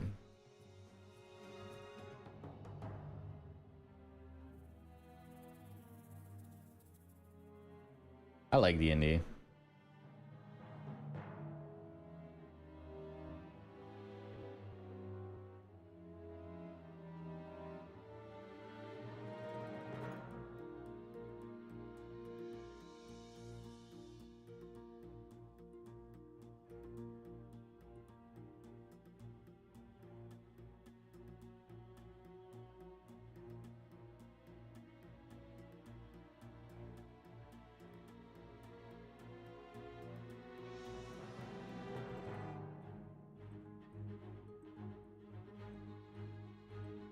A lot of good stories just from D&D in general, because the adventures that we go on and stuff. And just like, I like the concept of adventure and stuff. Like and when it comes to anime and stuff like that, I always like those adventure type shows and stuff. That's why I like Jobless Reincarnate, because of the adventures that they go, the world building in Jobless Reincarnate is really good. And also Free Ran, the world building in that. Some days I wish that we lived in a time where it's like, I like the time that I live in, don't get me wrong. I do enjoy being able to, the comfort of like AC and video games and all that stuff, and be able to enjoy other stuff. But I do really like the concept of just being able to like put on like a, you know, your traveler's cloak and all that stuff and just go walking to wherever, traveling across the world and seeing things. I kind of wish that I did live in a fantasy world sometimes where I just like hoofing it across the world and going on adventures and shit and fighting dragons, whatever. So that's why I hope that getting isekai is a real thing. I'm just saying, if Truck-kun came and ran me over and I got isekai'd, I wouldn't complain. But what are the odds of that? There's no proof of isekai existing, but you know how people believe in heaven and hell and stuff like that? And like, you know, they got the religions. They should make one. They should make a religion about being isekai'd. I would be all for it. That'll be a religion that I believe in. When you die, you get taken to a fantasy world. I like that form of what happens after death.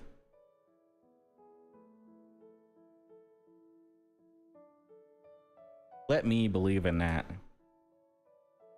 Everyone else, they get to believe in heaven or hell. They get to believe in, like, you know, being in a town up in the clouds where it's like, yeah, I couldn't do it. Like, if the concept of heaven and hell is literally just sitting in a society of like a gated community or whatever up in the clouds or whatever, I just couldn't do it. Like, it sounds like it'll just get boring, I'm gonna be honest. Take me to a world of magic and shit. I don't even care if it's like the world of Lord of the Rings. Lord of the Rings is a pretty cool world though, if you think about it. But I don't really. It's like if it's like a fantasy world or something like that you take into, where there's like dragons and wizards and like a magic system of some sort, or just ability systems in general, I would want to get taken to that world. Would I survive? I'm not saying that I'll just die outright, but if I just happen to get taken to a fantasy world and then die immediately, at least I wouldn't be mad about it, because I'd be like, at least getting isekai was real, and I got to live in an isekai world before like dying. That'd be cool. So I wouldn't complain. Yeah, you just respawn as a different character.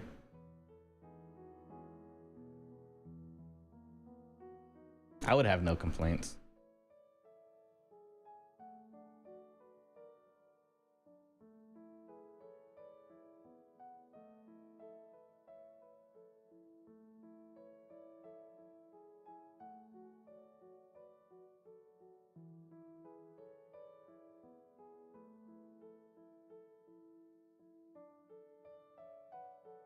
It's like, bro, you can't even live more than 5 minutes in another world.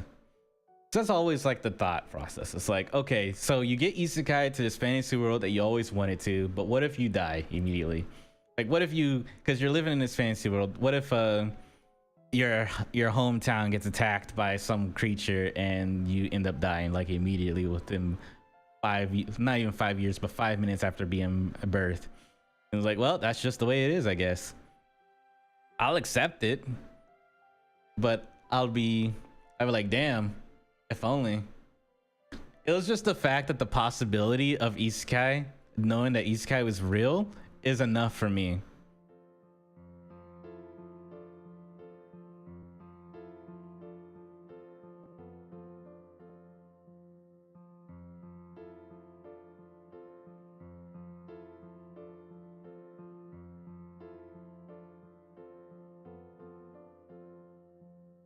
That's all it really is. It's just the possibility of it.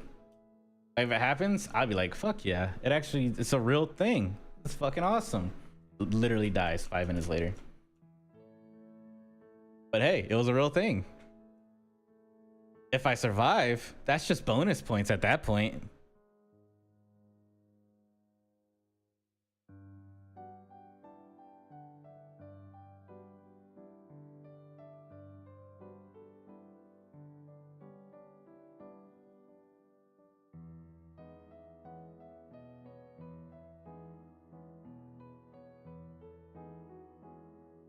Wouldn't even be mad.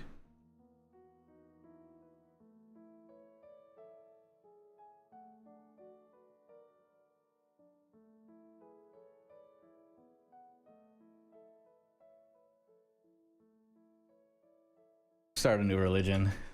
The religion of isekai.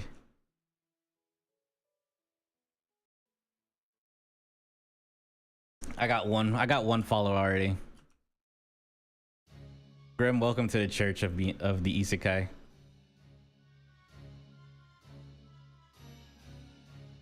It's a really easy church to get into.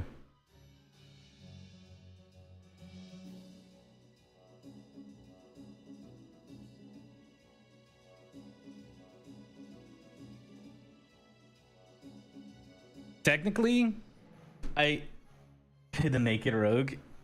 I mean, let's not go too far. The church is literally just started. Let's not get the church disbanded so quickly, you know.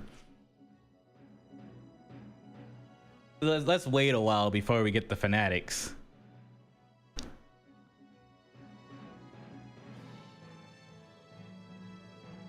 Technically, don't tell me. Don't ask me how I ended up learning this. I don't remember how. I think it was because of a saying of like, I can't remember the exact saying, but it was like once you hit a certain number, then it's considered a religion. It was like one person solo, second person's just a duo, and then it goes on, and it's like, and then that's a religion. It's like a saying or whatever. I don't know if it's like a legit quote or like a meme quote, but either way, it's a quote that's out there, and you're able to search it up. But technically, if you want to make a religion, you need to have at least like, I think it was like 3, 6 people, something like that. It was 3, 6, or 9. You can technically make a religion of something.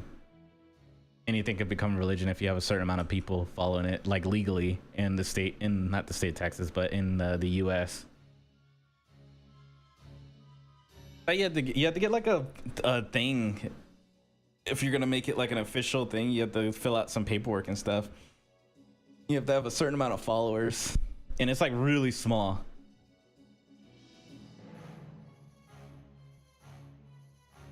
Yeah, okay.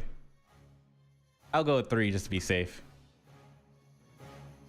Let's Google this real quick. Got done better, dude.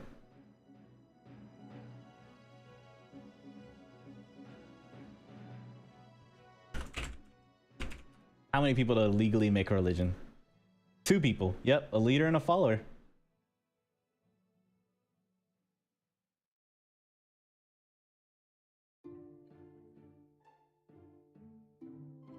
But the IRS, this is where, in order for it to count for the IRS, if you're going for the tax purposes, you have to have 3 members who are not related by blood or marriage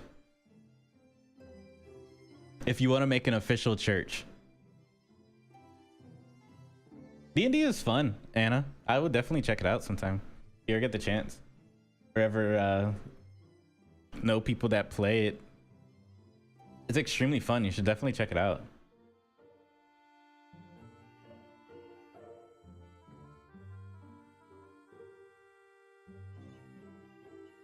Ten out of 10. Recommend.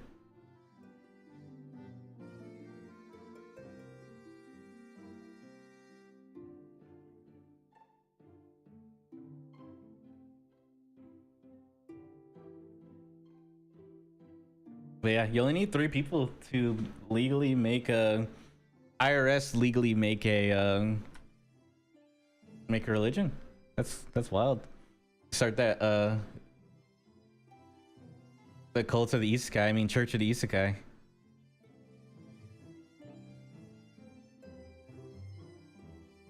Yeah.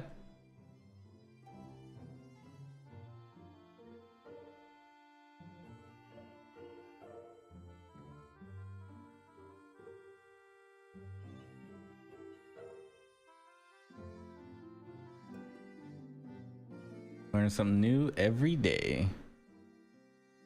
The weird thing is, I knew this already because I remember I searched it up, but it was so long ago that I forgot.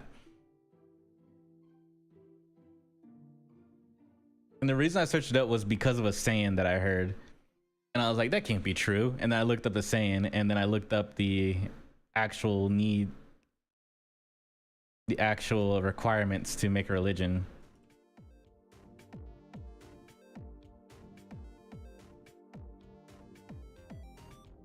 So if anyone has any great ideas for religion, you can make one now that you know how to legally make one.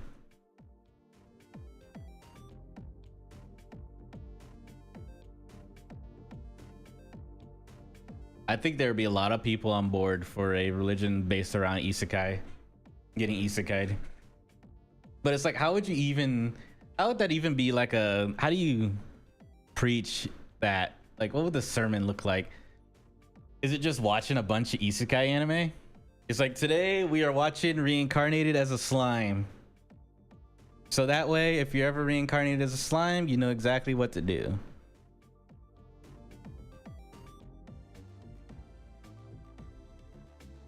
I do want to make there are 2 characters that I do want to make. And one of them is based off of Rimuru from Reincarnated as a Slime. And the other one, I definitely do want to make a spider character for D&D one day. D&D or Pathfinder, whichever comes first. I don't really care.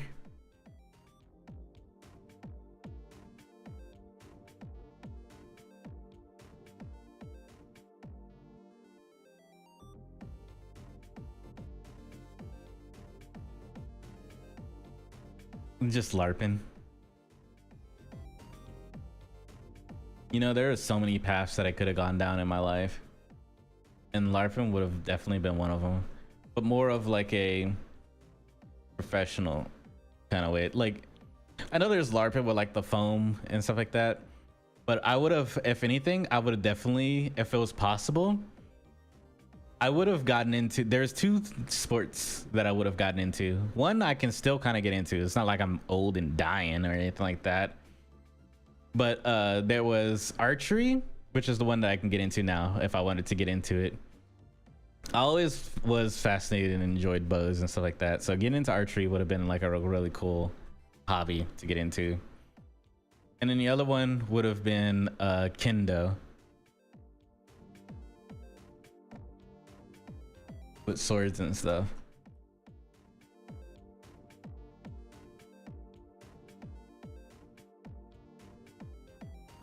That's really cool. But at the end of the day, my expensive hobby, or hobby that takes a lot of my time and a lot of learning, has became this art. Really, I enjoy this.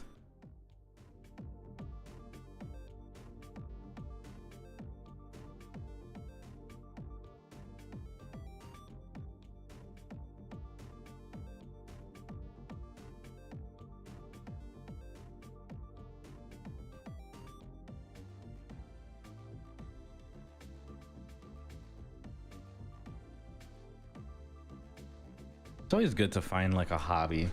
You don't have one that's like outside of gaming is a hobby. Like I would consider gaming a hobby, but outside of gaming, something that you can do and not have to worry about spending money on it too much. Like you still spend money on it, but gaming is becoming more and more expensive by the day compared to other hobbies like gardening and stuff like that. I feel like gaming is just becoming like, games are like went from $30 to $50 to $60, $75. Next thing you know, we're gonna be spending $100 some on a game.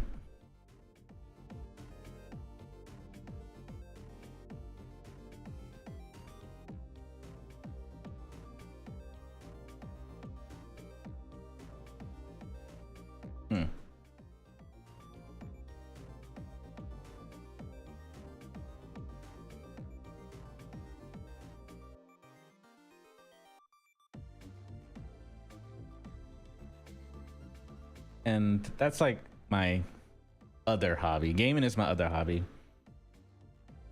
I play video games. I do art. But if anyone outside in a dating world or whatever like that asks me what was my hobby, I'll probably start off with art before I start off with, oh, I like to play video games. You know?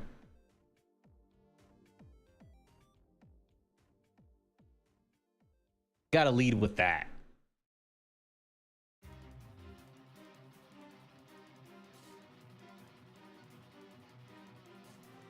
I read,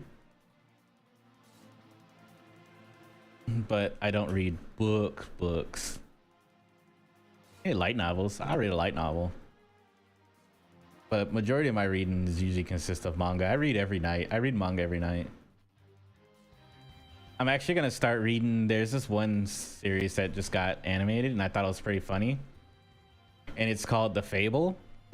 And I saw a clip for it. And I'd be finding random stuff to watch and stuff from like clips. But in this clip, this dude is literally like dying on the fucking toilet. Like not dying like he's taking a shit, but dying he's vomiting because he's like drunk out of his mind. And there's this chick that just falls in love with him because she likes men that are completely pathetic, I guess. I can't remember what they said, but it was like she likes pathetic men or whatever. And he looked extremely pathetic.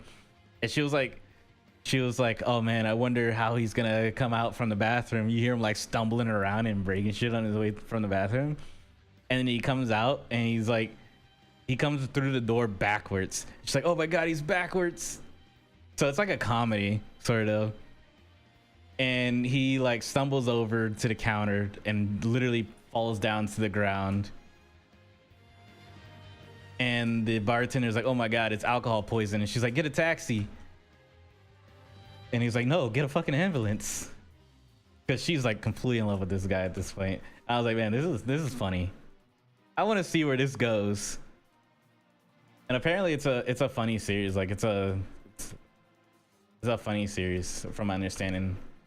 So far, I've looked up like a little bit of synopsis, and I only read a little bit of the synopsis, but basically it's about a hitman that's really good at his job, to the point where they told him like, hey, you're gonna have to lay low and be normal for a while. So he's really bad at being normal.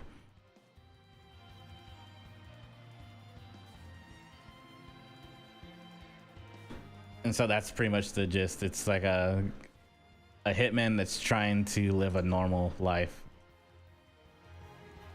And it reminds me of a House Husband, where he was a Yakuza just trying to live a life as a normal house husband. He left his Yakuza days behind him, sort of deal. But it still kind of creeps out from time to time. And so I was like, man, I need to start reading that. So far, there's like 2 episodes out of the Fable. 2 or 3 episodes.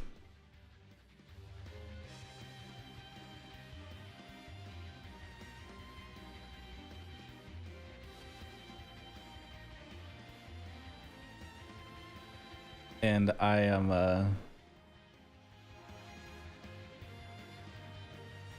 gonna start reading it.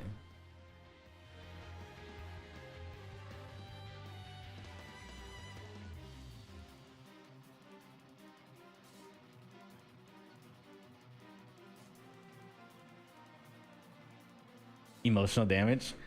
What manga do you read that did that? I'm intrigued.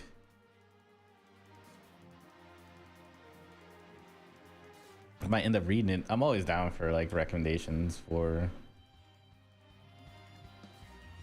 manga and stuff like that.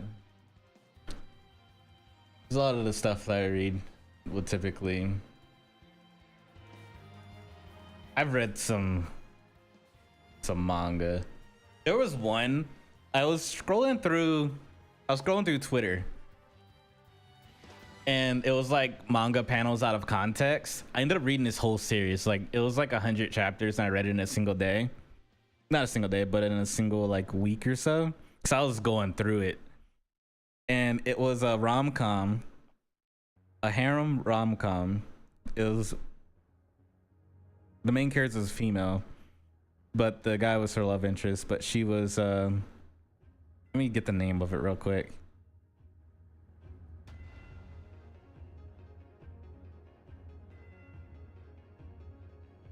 It's called Hare Khan. But basically,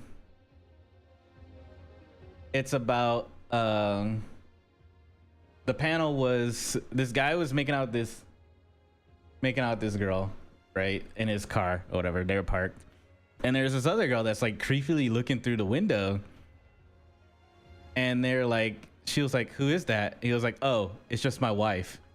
And then she's like, oh, okay. And then they just go on from there. I'm like, what the fuck? What's the context of that? Like, he just nonchalantly, oh, that's just my wife. But I read the series, and basically what it's about is there's this chick who's she works at a coffee shop. Her parents own the coffee shop. Her dad becomes ill. He's the main person that owns the coffee shop, and she's like working up the money to be able to pay for the coffee shop, whatever. She doesn't want it to close down, but she's known for like copping out on any opportunity when it comes to like life opportunities and stuff like that. She ends up like, I want to do this. Then she'll do it for a while, and when it gets hard, she'll leave and go back home. So she like dropped out of college. She dropped out of like many jobs and other stuff. She just never committed to any of it. But there's this guy that found interest in her. Like, he actually liked her. So he was like, yo, why don't you just marry me, and I'll give you the money to pay for the shop. And it turns out he's part of like some like plan. It's like some plan in Japan there in this manga, where it's like they're allowing guys to marry multiple wives and if they produce kids, because you know the kid production rate in Japan is really low. So he's part of this program, and she's like, sure, why not? And they like the program, they give you like a house and money and all that stuff. But he sold the house to help pay for the place. So ended up living in like the old Japanese type style houses, whatever, like that, with the sliding doors. So it's him and like 3 other wives, and she has like no interest in him whatsoever. She just was there for the money, but you know, as time goes, she ends up like liking him. He turns out he was like a he used to be a pianist, a very famous pianist, but he gave up on music at one point because of reasons. And it's pretty good. It was a pretty good read. I'm not gonna give out the entire story, because the pianist reveal was until like chapter like 70 or 80 or whatever like that. But let's see. Oyasumi Pun Pun or Boy's Abyss. Is that a boy love? Is that BL? Sounds like BL. The last yaoi that I've watched, like legit watched, was technically free. But before that, I thought I wish there was more. Like Loveless was pretty good.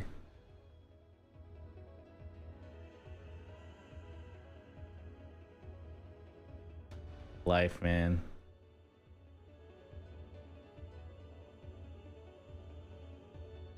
But just by the name of it, sounds like it's something that's like becomes an otome or some sort at some point.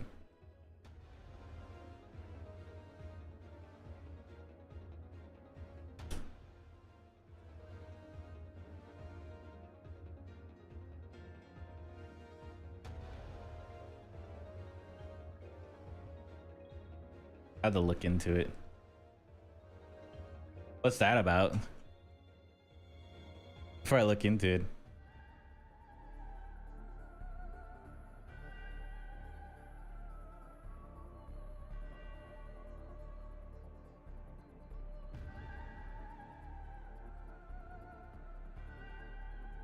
I just be reading any and everything, I'm gonna be honest.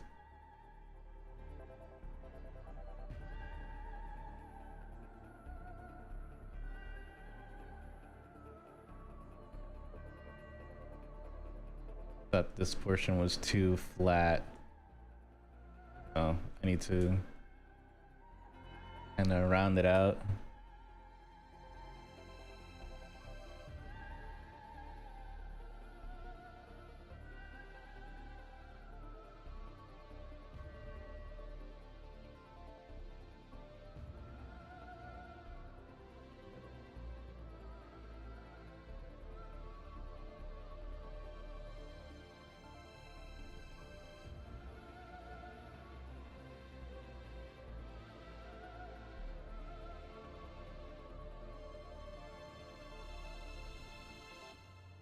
I know my topics can go all over the place.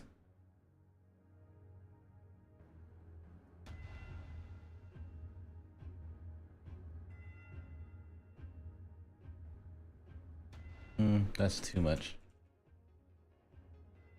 That.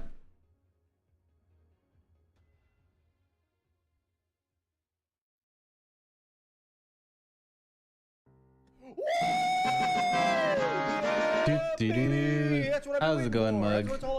I didn't know you're streaming. Welcome on in. How you doing? Welcome on in, Raiders. Currently, I'm working on the Mean Mug build. Everyone's always like, Mean Mugs ripped the shit, and it's true. Because this is Mean Mug. This is the Mean Mug build right here. But welcome on in, everyone. Yeah, shout out here. Thank you for the raid. How'd your stream go? What were you playing? Were you doing stream raiders today? Because I know you do stream raiders in like in the morning sometimes. Hopefully it went well. Great guy. I'm doing like a little study or practice of male anatomy and male bodies. So I've always done more females. So every now and then I like to make sure I'm not getting too rusty on the males and also just making them in general. Y'all don't know, I'm Nyxx. I'm a 3D artist. I also play games. I make characters. It's fun.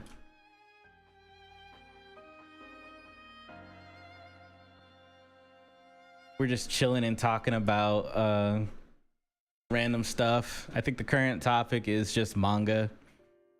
So I was talking about reading a book called The Fable, because I saw a clip from the series and I was like, that sounds funny as fuck. Watch the clip, so I was like, I'm gonna have to read it. That's the only read that I really do these days. I just read a lot of manga. Oh, they did, didn't they? I remember. I didn't know they came out yet. Taco Bell does have the new chicken nuggets now with the special, it's the buttermilk. They have like these buttermilk chicken nuggets with like a special sauce that they created specifically for these chicken nuggets, and it's for like a limited time. There's a bunch of stuff that's supposed to come out this year with the chicken nuggets, the Cheez-It collab, and then there's the Baja Blast gelato, and there's a couple other things. But I didn't know that they came out with the chicken nuggets now. Was it any good? What is the official review? And I'll read it, Anna. I don't care if it is or not. I'll still end up reading it if it's like recommended and you're like, yo, you check this out. But let me see. I'll add it to my list right now. I read my stuff on my phone. There's this thing called Yokai. It's a manga reading app. And it used to be called something else. It was called like Tachi or Tacha-Mi or Tachi-Mio or something like that. But that ended up getting shut down. So they made another one and it's called Yokai. And it's really good.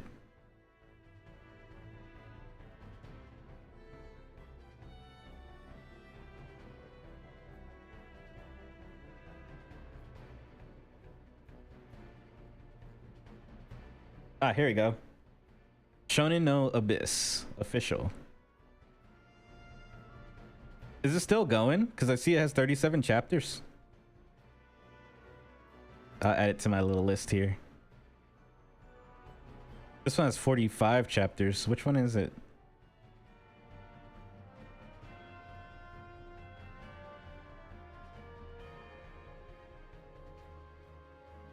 Dang, it's only in Houston and Dallas. Better than the Whataburger Nuggets. Okay. This one has 144 chapters. I'll go with the 144. I added all three to my list just in case. I'll figure out which ones they're rolling. Only in Houston and Dallas. Damn. You know what? You know what? I was about to say Sumo. You know what, me mug? I'm gonna go to Taco Bell and I'm gonna hope that it's there at my Taco Bell so I can say that you're wrong and I'll enjoy me some chicken nuggets from Taco Bell. No, they probably don't even have it in my Taco Bell. That's a shame.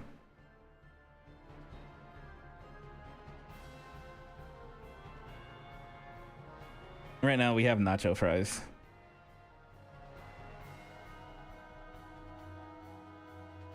Yeah, right now they're running a cantina and the nacho fries.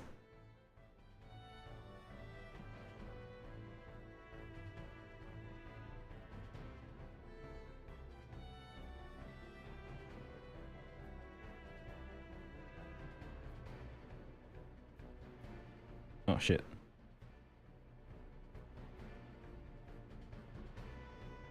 Let's see.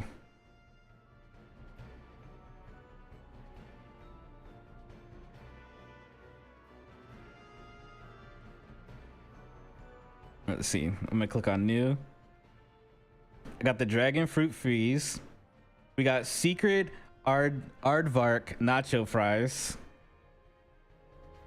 And then there's the chicken cantina, the new cantina chicken thing that's going on right now. That's what we got here at our Taco Bell here in San Antonio.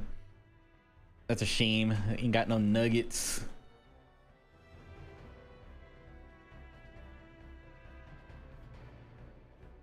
But I did add your the manga that you recommended to my list, Anna.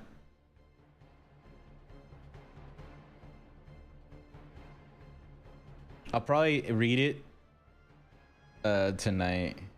I like to read before bed. I usually lay down at like 9 p.m. and then I read until like midnight.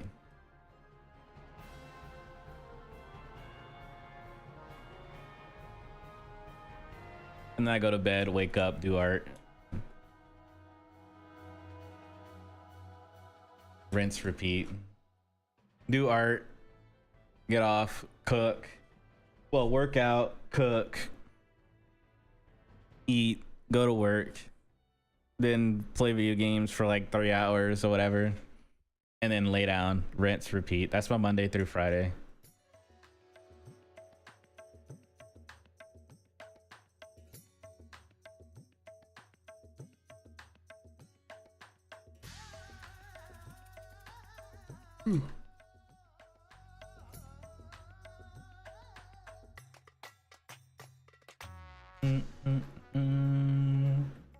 And all those that are new in here, I stream Monday through Wednesday. Mostly do art in the mornings, and sometimes I do gaming at night. I used to be more consistent with the gaming at night thing, but I've been really busy with work and stuff, so I haven't really been time to stream, or I just don't really feel like streaming after working. I just want to relax a little bit and just chill. That's why you really haven't really seen too much of my evening streams much, because I kind of just like don't do anything.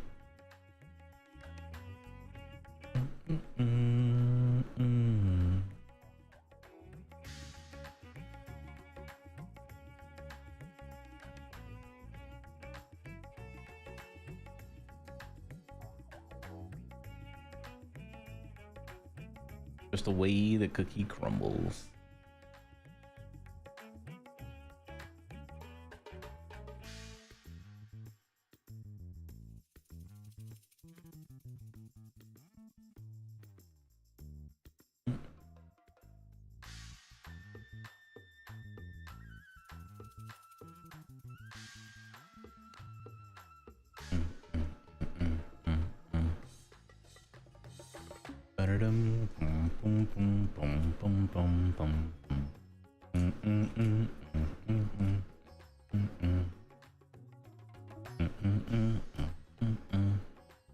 Oh, this song is from Final Fantasy 14.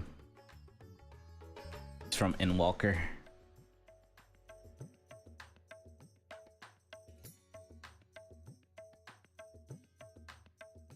Anyone that's wondered, I'm jamming out so hard because I really liked Final Fantasy 14. I still do. And why I know this song so well is because when you're standing in the zone for so long, the song kind of just gets stuck in your head. And the area that this song plays is an area that you'll spend a lot of time in your in-game sitting at, because that's where you're buying your tombs and stuff for your in-game gear. So the song kind of just got stuck in my head.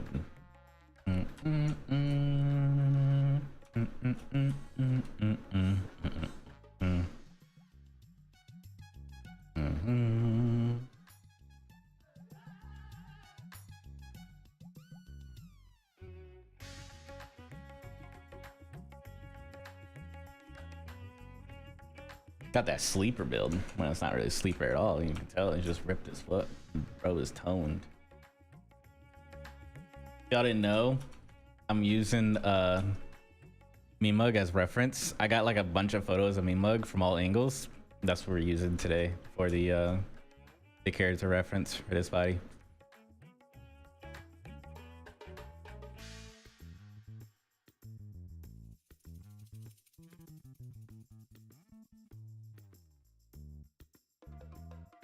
Don't ask me how I got those photos.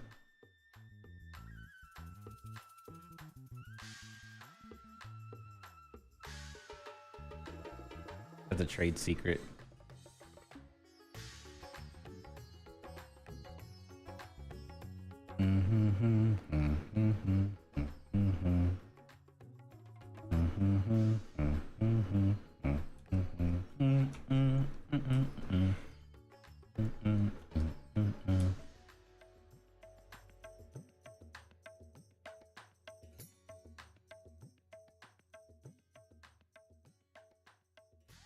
Okay.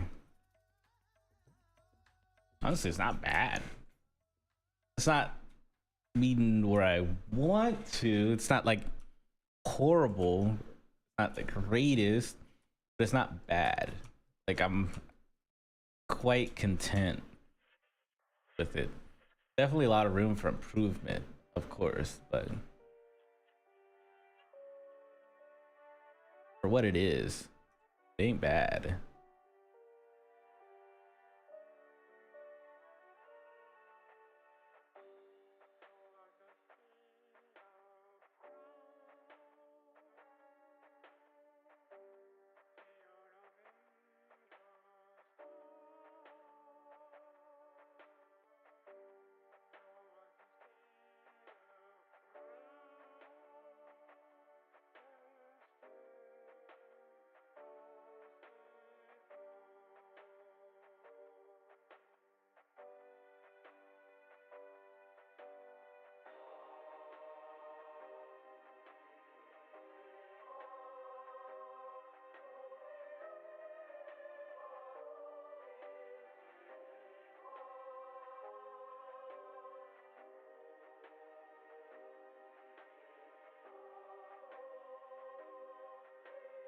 Okay.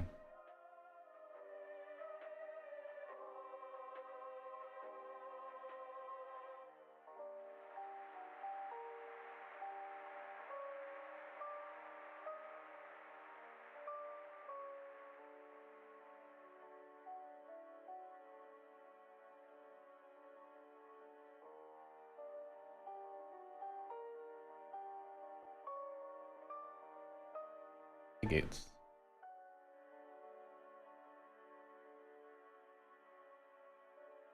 coming out really good.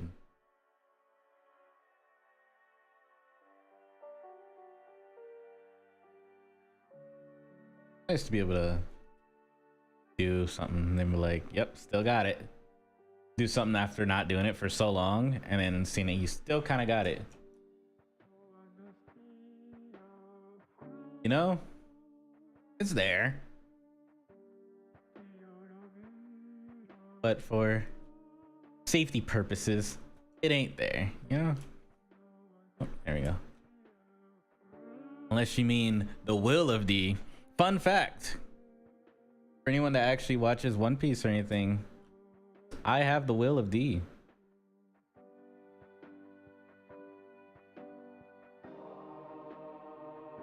Because my middle name is a D, so that's pretty cool. It's pretty cool to know that I'm a One Piece character because my middle name is a D. Cool. Catch me in my... If I learned about that in my middle school era, holy shit. It'll be over.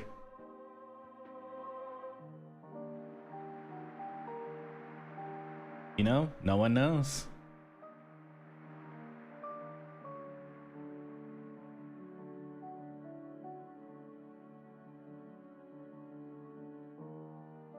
There's a lot of rumors about what it is and stuff, and the government definitely doesn't like people that have the will of D in the One Piece world.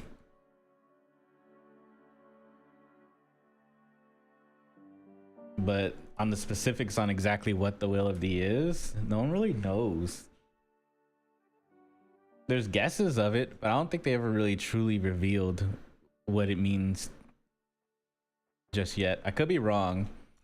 It could be something that was said in the manga, and I haven't read the manga yet, so who knows? I'm pretty sure there's like a bunch of theorists that can probably explain it. But I know what we can do. Google.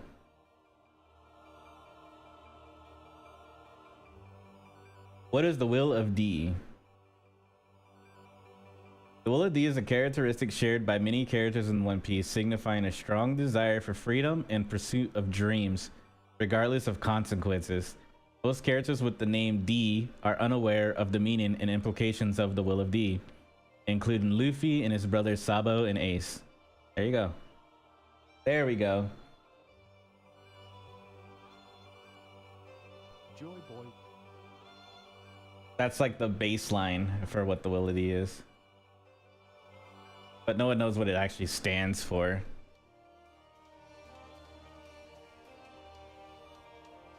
We don't even know what it is in their middle name. It's just, you know, name the name.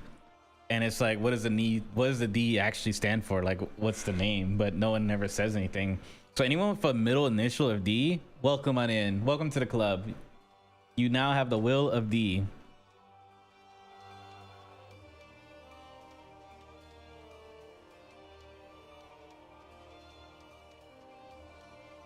It's like a characteristic trait now. You know how people have like zodiac signs and stuff like that? Everyone that has a D for middle initial have that characteristic.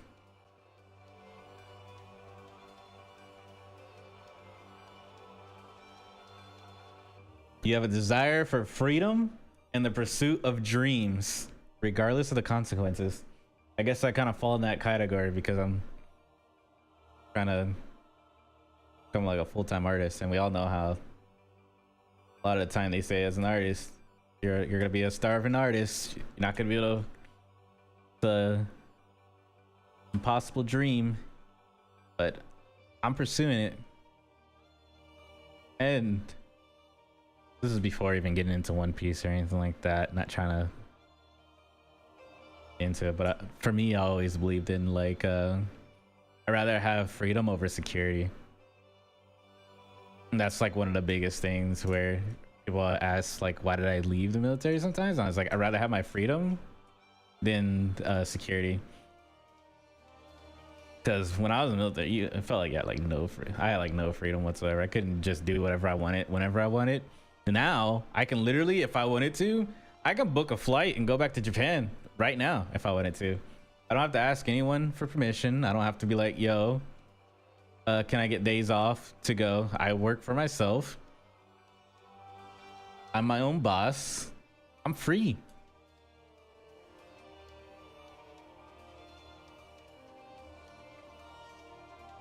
I'm free. And I enjoy it. I enjoy the freedom.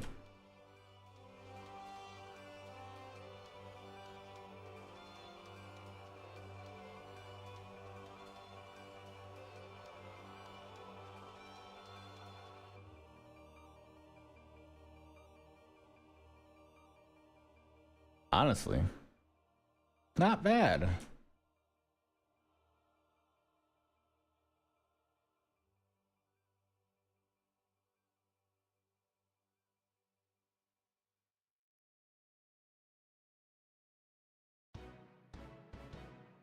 There we go.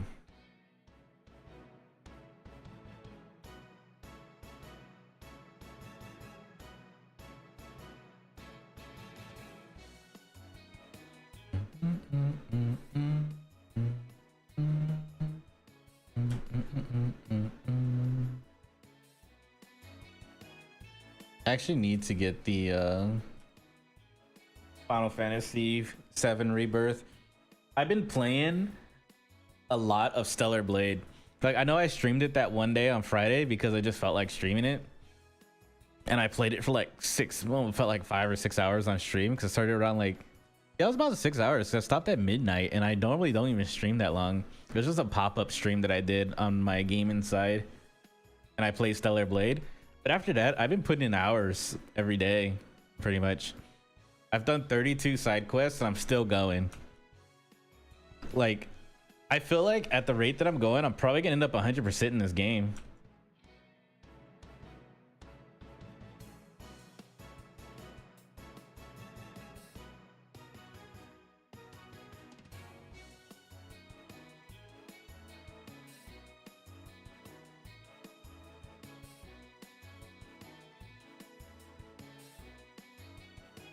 Honestly, not bad.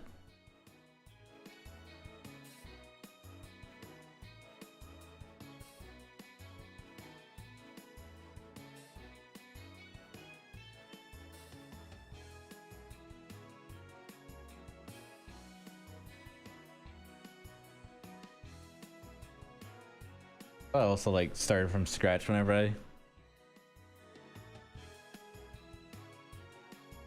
start projects or whatever, I like to improve a little bit. It's definitely a way to improve by starting from scratch all the time, because then you will start getting into like your muscle memory a little bit and figure out what you need.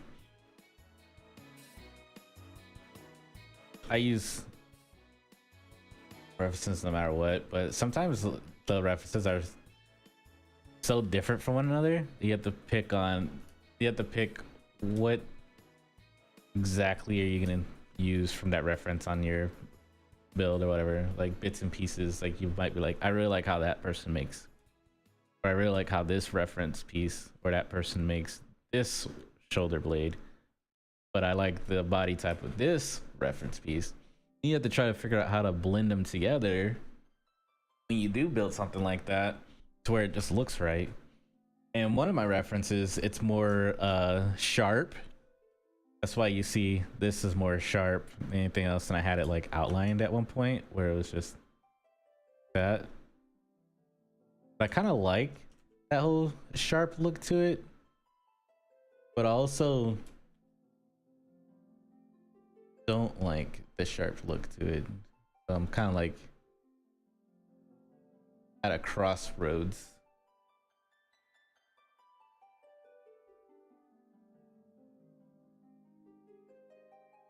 Trying to find that the way I like.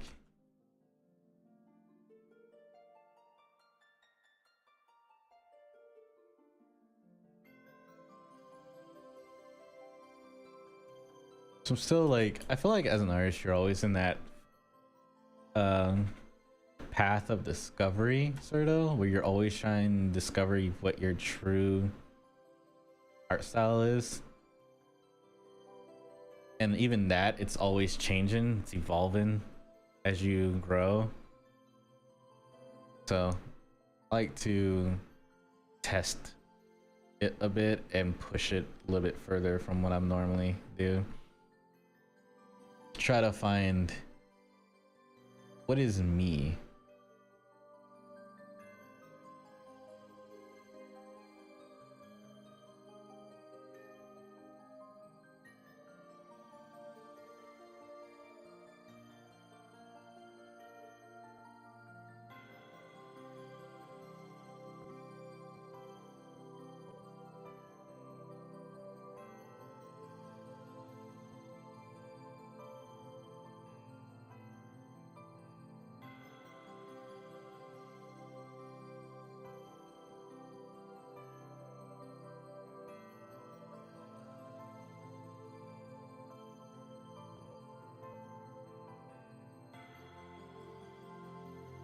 The journey.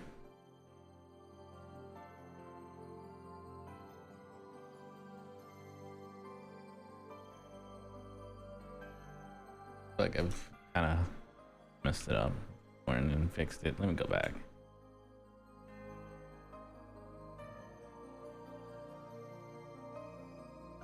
You definitely think it looked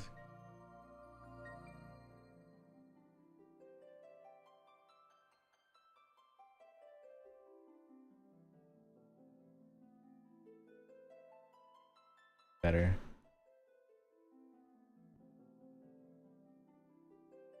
Right there.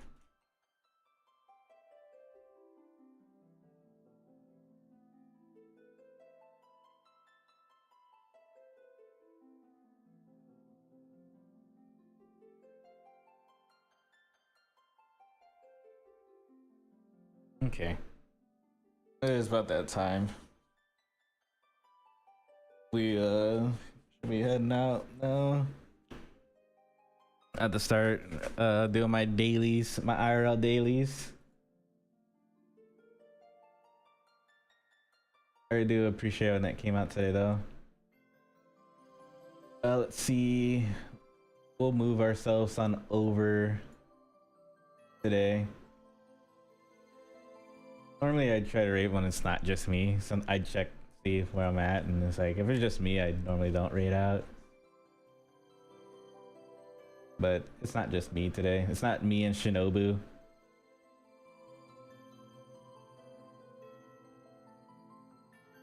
head on out. There's also someone that's on that's normally not on.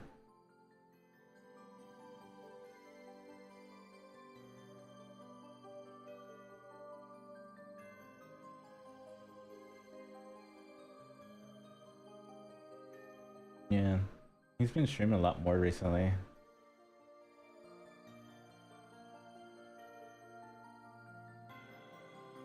One second.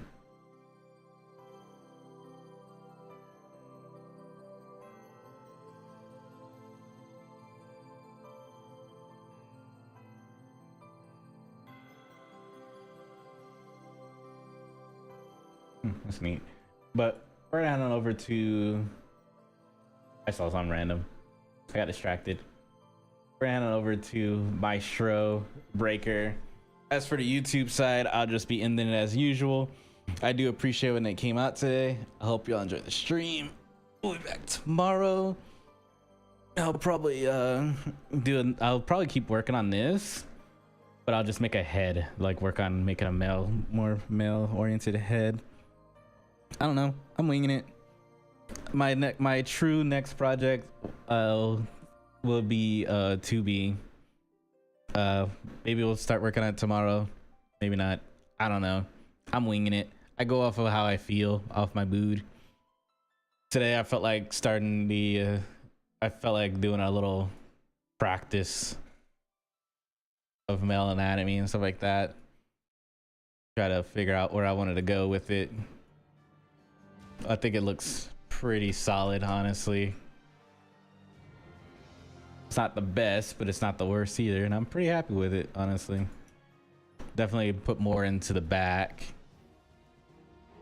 So there's that. But yeah, we're gonna head on over to Maestro. I do appreciate when they came out today. Hope to see y'all again tomorrow. I'll be doing it around the same time at starting at 10 a.m. CST. But on that note, I'm Nyxx, and I'll be signing out.